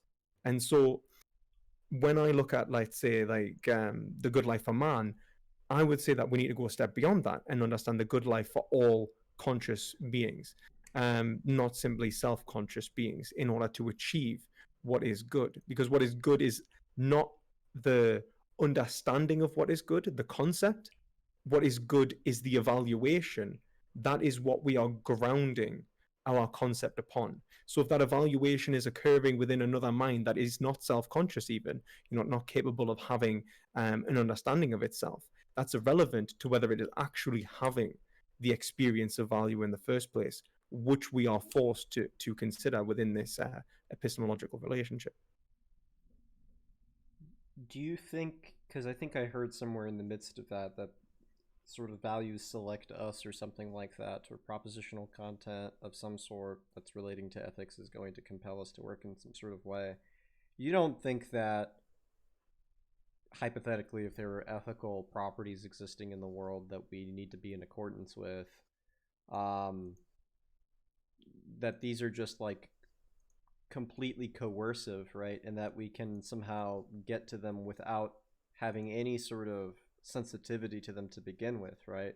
So if a person was, I mean, they can't be completely coercive, right? We have to have some sort of nature to us that would make us amendable to Oh yeah. buy into Honestly, these norms in the first place, right? entirely naturalist. Like it's what you are doing is you are being compelled to fulfill desire, which is being expressed within your consciousness, um, and you are inherently tied to it. Yeah, but we have Now, to desire. We have to have some sort of desire for these moral, the for these moral experience. norms. Well, Okay, but you mean like you would have to desire to be ethical. not even just desire to be ethical, but I mean, say if I wanted to, if there's a fact of the matter of whether I ought to save a dog from suffering in the streets because it's malnourished and whatever, I have to have a certain type of desire to perform that type of ethical action in the first place, right? In order for me to even begin to see it, right, or be compelled towards it. It can't just coerce me without me having a certain type of desire beforehand. But I would say the desire to have a good life, the desire to express your subjectivity and your freedom. Sure. So all I'm saying is there has to be some constitutive principle within the agent, within their practical reason, that's unconditional, that comes prior to them seeking out certain types of things about the world that are true and false. Yeah. It's like what I'll be saying is that it's like. But this subscribes you to some form of Kantianism, some sort of Coast-Guardian Kantianism. It doesn't. It prescribes as I mean, like it's like for example, it's like kind of like what Hegel says. Like he kind of goes out of the loftiness of Kant, trying to say that there is some sort of abstract good in which we have to apply ourselves to, which has no relation to our being. What he is saying instead is that duty itself is the expression of you trying to achieve your telos. That's what duty is. So when you do when you do duty for duty's sake, quote unquote, in the Kantian sense, in the Hegelian sense, so it's like you're not doing it for like you are doing it for the sake. You are doing it for the sake of what is good for you, just as much as you are doing it for the sake of what is good for others. They're one and the same thing. Yeah. Mutually cooperative. I agree with that. Yeah. All I'm saying is that we can't be rationalists and say that there are just a bunch of moral principles within the world or moral norms in the world that coerce us into following them. There has to be some basis of which we're not just coerced, but we desire those types of moral values and then we sort of accept them. Yeah, I mean that I mean Hegel says freedom, doesn't he? He says that like what we are trying to express is our subjectivity, and our subjectivity is to be self-determining, and to be self-determining we have to be rational, and to be rational we have to use epistemological concepts which actually obtain reality. But we have to be motivated as well. In reality, the they have to relate to all the ontological expressions of that reality or appearances of that reality. And I would say that was what we see within animals. We see in it an appearance of value in animals that we have to appreciate. Like we are forced to consider it. Whether I care about an animal is indifferent. Like if I care about myself, I'm forced to consider the animal. Just as whether I consider myself, I'm forced to consider, someone in Africa, or I'm forced to consider someone in like a foreign country or another planet, whatever it may be. Like no matter how detached it may be, I'm forced to consider them in my ethical propositions. Okay, there's one question on here I kind of wanted to see. But by the way, before I continue, I don't know if I disagree or agree completely. It's hard to get it's hard to find some sort of full agreement within this sort of dispute right now with ethics. I think that's mostly... I mean, I am writing my PhD on this, so like I'm forming in like I haven't finished like writing it. So hopefully once I'm done, sure, we can have a conversation on it, and I'll present my piece. I'll be like, this is how it is, man, and we'll see. Sure. Hopefully, we'll hash it down. Yeah, we'll hash it a little bit more down the road. But let's. I wanted to get at this one question. What? But I will say, please stop eating animals. Consider it's not that hard. It's actually really not that hard. And so like if you do get the opportunity, yeah. 22 or something like that, just give it a go, because even if, look at it like this, like even if you're wrong, it's like wrong about needing to be vegan, it's better than being wrong about wrong and then not going vegan, right? So if you go vegan and you're wrong, worst comes to worst, you've ate some plants. If you don't go vegan and you're wrong, you've participated in like ethical catastrophe. Yeah, genocide, basically. I mean, animal genocide in a way. But unfortunately, well, maybe fortunately, it depends on how you look at it. I don't find veganism to be unethical or wrong. I find the reasons for why I'm a non-vegan are completely non-cognitive. So it's a motivational issue instead of a non-motivational issue.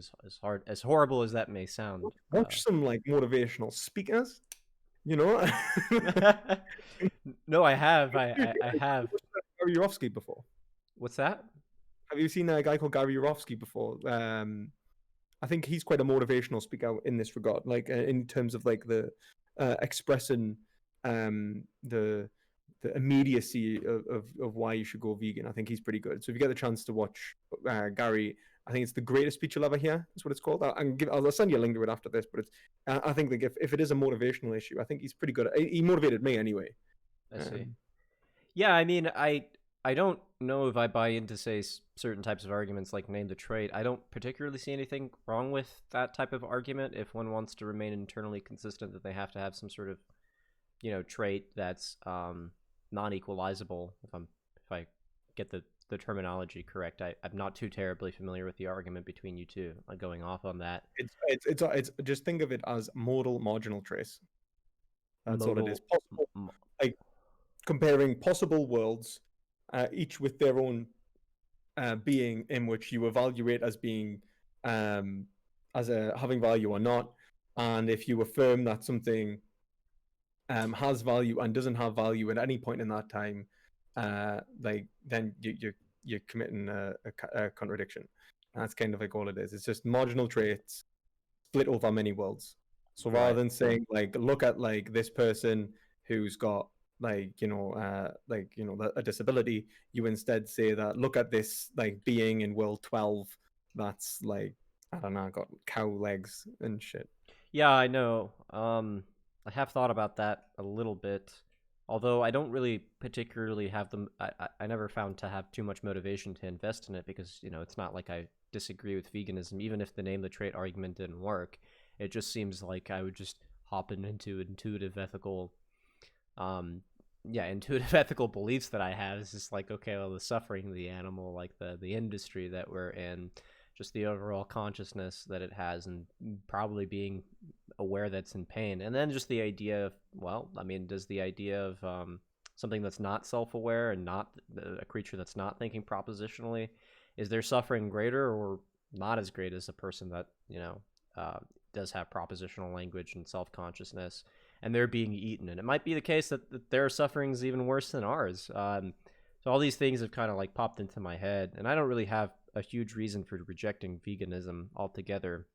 Although I have seen some friends present a few arguments, especially Neg and a few other people maybe in TPC, against the name the trait argument.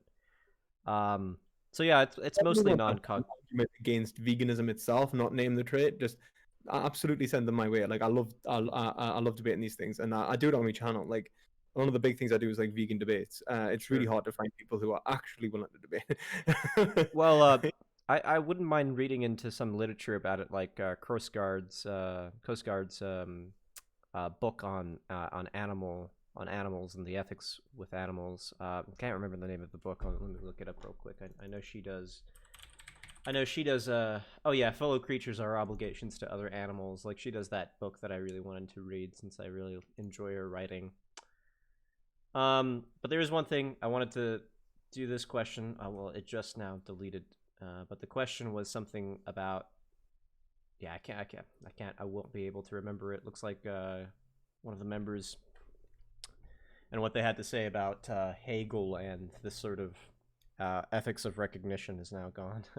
It was something about desires and why can't I have the desire basically to do X and another person has a desire to do Y. Like, what's the contradiction basically in this perspective? I think is what they were asking. Basically, essentially about universals. So your application of the concepts within it to use it as a private concept would be to make a mistake. So, like for Hegel, mind isn't a so like when you think you have a desire, like mind itself isn't individualistic, it's not private. Self-consciousness isn't a private occurrence. It exists between agents. So like your understanding of mind more than anything. So like for you to say I have a desire X, you have to be able to use the notion that the universal of desire adequately, like properly. And if it's not applying to like simply, you can't say like you have a preference or something like that, or like this is good, like I think this is good for me in this particular circumstance.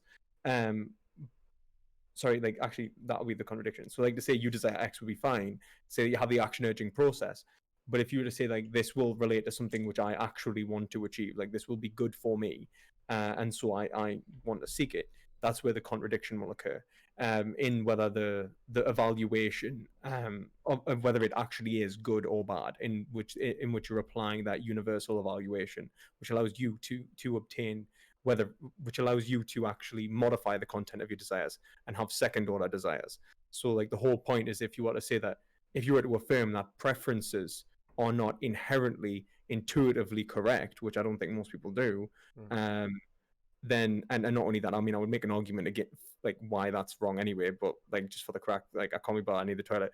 So like let's just say that preferences, like I don't think you're mad man and you're thinking that the heroin addict's actually right in wanting heroin, even if it's going to kill them or like cause them perpetual suffering. If we were to say that they are wrong in that circumstance, then you have to say why they are wrong and have that standard. Now, what I would say is that this standard exists within the ontology of man, the functional concept of man. And if you wanted a really good argument for that, I would say read McIntyre in After Virtue at the start, where he attacks the Hume's law. So yeah. Okay. I think the other question that he asked is that he thinks that he can conceive of certain sets of desires without needing other people, and he said that animals can exist in a completely isolated environment and have a set of desires, and I guess these would just be isolated set of desires from other animals, and there's no contradiction in holding and them having a desire A as opposed to a desire B in some other animals. But I think that might just misunderstand the point of our conversation altogether, because what we're talking about is second order beliefs and ethics right now, which requires propositional language, which requires, you know, semantical content and all that, which non-animals, which animals might not have and human beings might have. So if we're talking about ethical beliefs or ethical propositions, those do require other beings, because again, language can't just develop itself as an isolate. Yeah, as an isolate. Yeah. Exactly, and I think it's also important to recognize that, like in Hegelian philosophy before, like it would absolutely be against the case to say that, for example, two desires which were even for opposite things, like I desire chocolate, I desire not to have chocolate, are in necessary contradiction, because in terms of being first order desires like preferences, in fact, you would say that they are inherently unified in the system of drives, whether you actually whether you they want to want something is where the contradiction can occur. Like if you and not only that, like I think McIntyre talks about this again. I think it might be. I'm desperate for the toilet. I think it might be. I think it might be in the Short History of Ethics. I might have heard that, but I'm not sure. And essentially, it's not as if you cannot like like in terms of like having the immediate experience isn't the contradiction. Like the experiences cannot contradict each other, or propositions in a second order in our second order sense, or what or form contradictions, which is why Hegel says like there is no such thing as there are no contradictions in nature, and that's why there is this permanent goal towards like synthesis of all of reality. I'm really gonna have to go, because otherwise I will actually wet myself. I get you. No, it's no problem. It's we've been talking about 2 hours and 10 or 15 minutes, so it's definitely about time to say goodbye to each other. But it's been nice talking again. Perspective philosophy. I definitely hope we can do this some other time in the future. Is there? I mean, did you want to talk about your content on YouTube before you head out? Oh yeah, that'd be great. Yeah, if anyone wants to see anything more from us, please check out my channel, Perspective Philosophy, on YouTube. I've recently interviewed Peter Singer, David P.S., and I also did a video on recently on, like, I think the last one was on Vorsch and why he's not a socialist. So I'm just starting to get into some more political content as well. So ethics, politics, and philosophy as a whole. So if you're interested in any of those things, please go check us out. And same here. If you guys were interested in this conversation, please check me out at thephilosophychat.com or on YouTube, The Philosophy Chat, or on Patreon or anything on Twitch as well, The Philosophy Chat. But anyways, when you're watching this on my channel, all of these will be in the description below. So please go check out Marty on Twitch and so on. Definitely check out Perspective Philosophy as well. Thank you for joining us here on today's show. It's been a pleasure. You have a good one for now. Thank you, everyone, and thank you, Marty.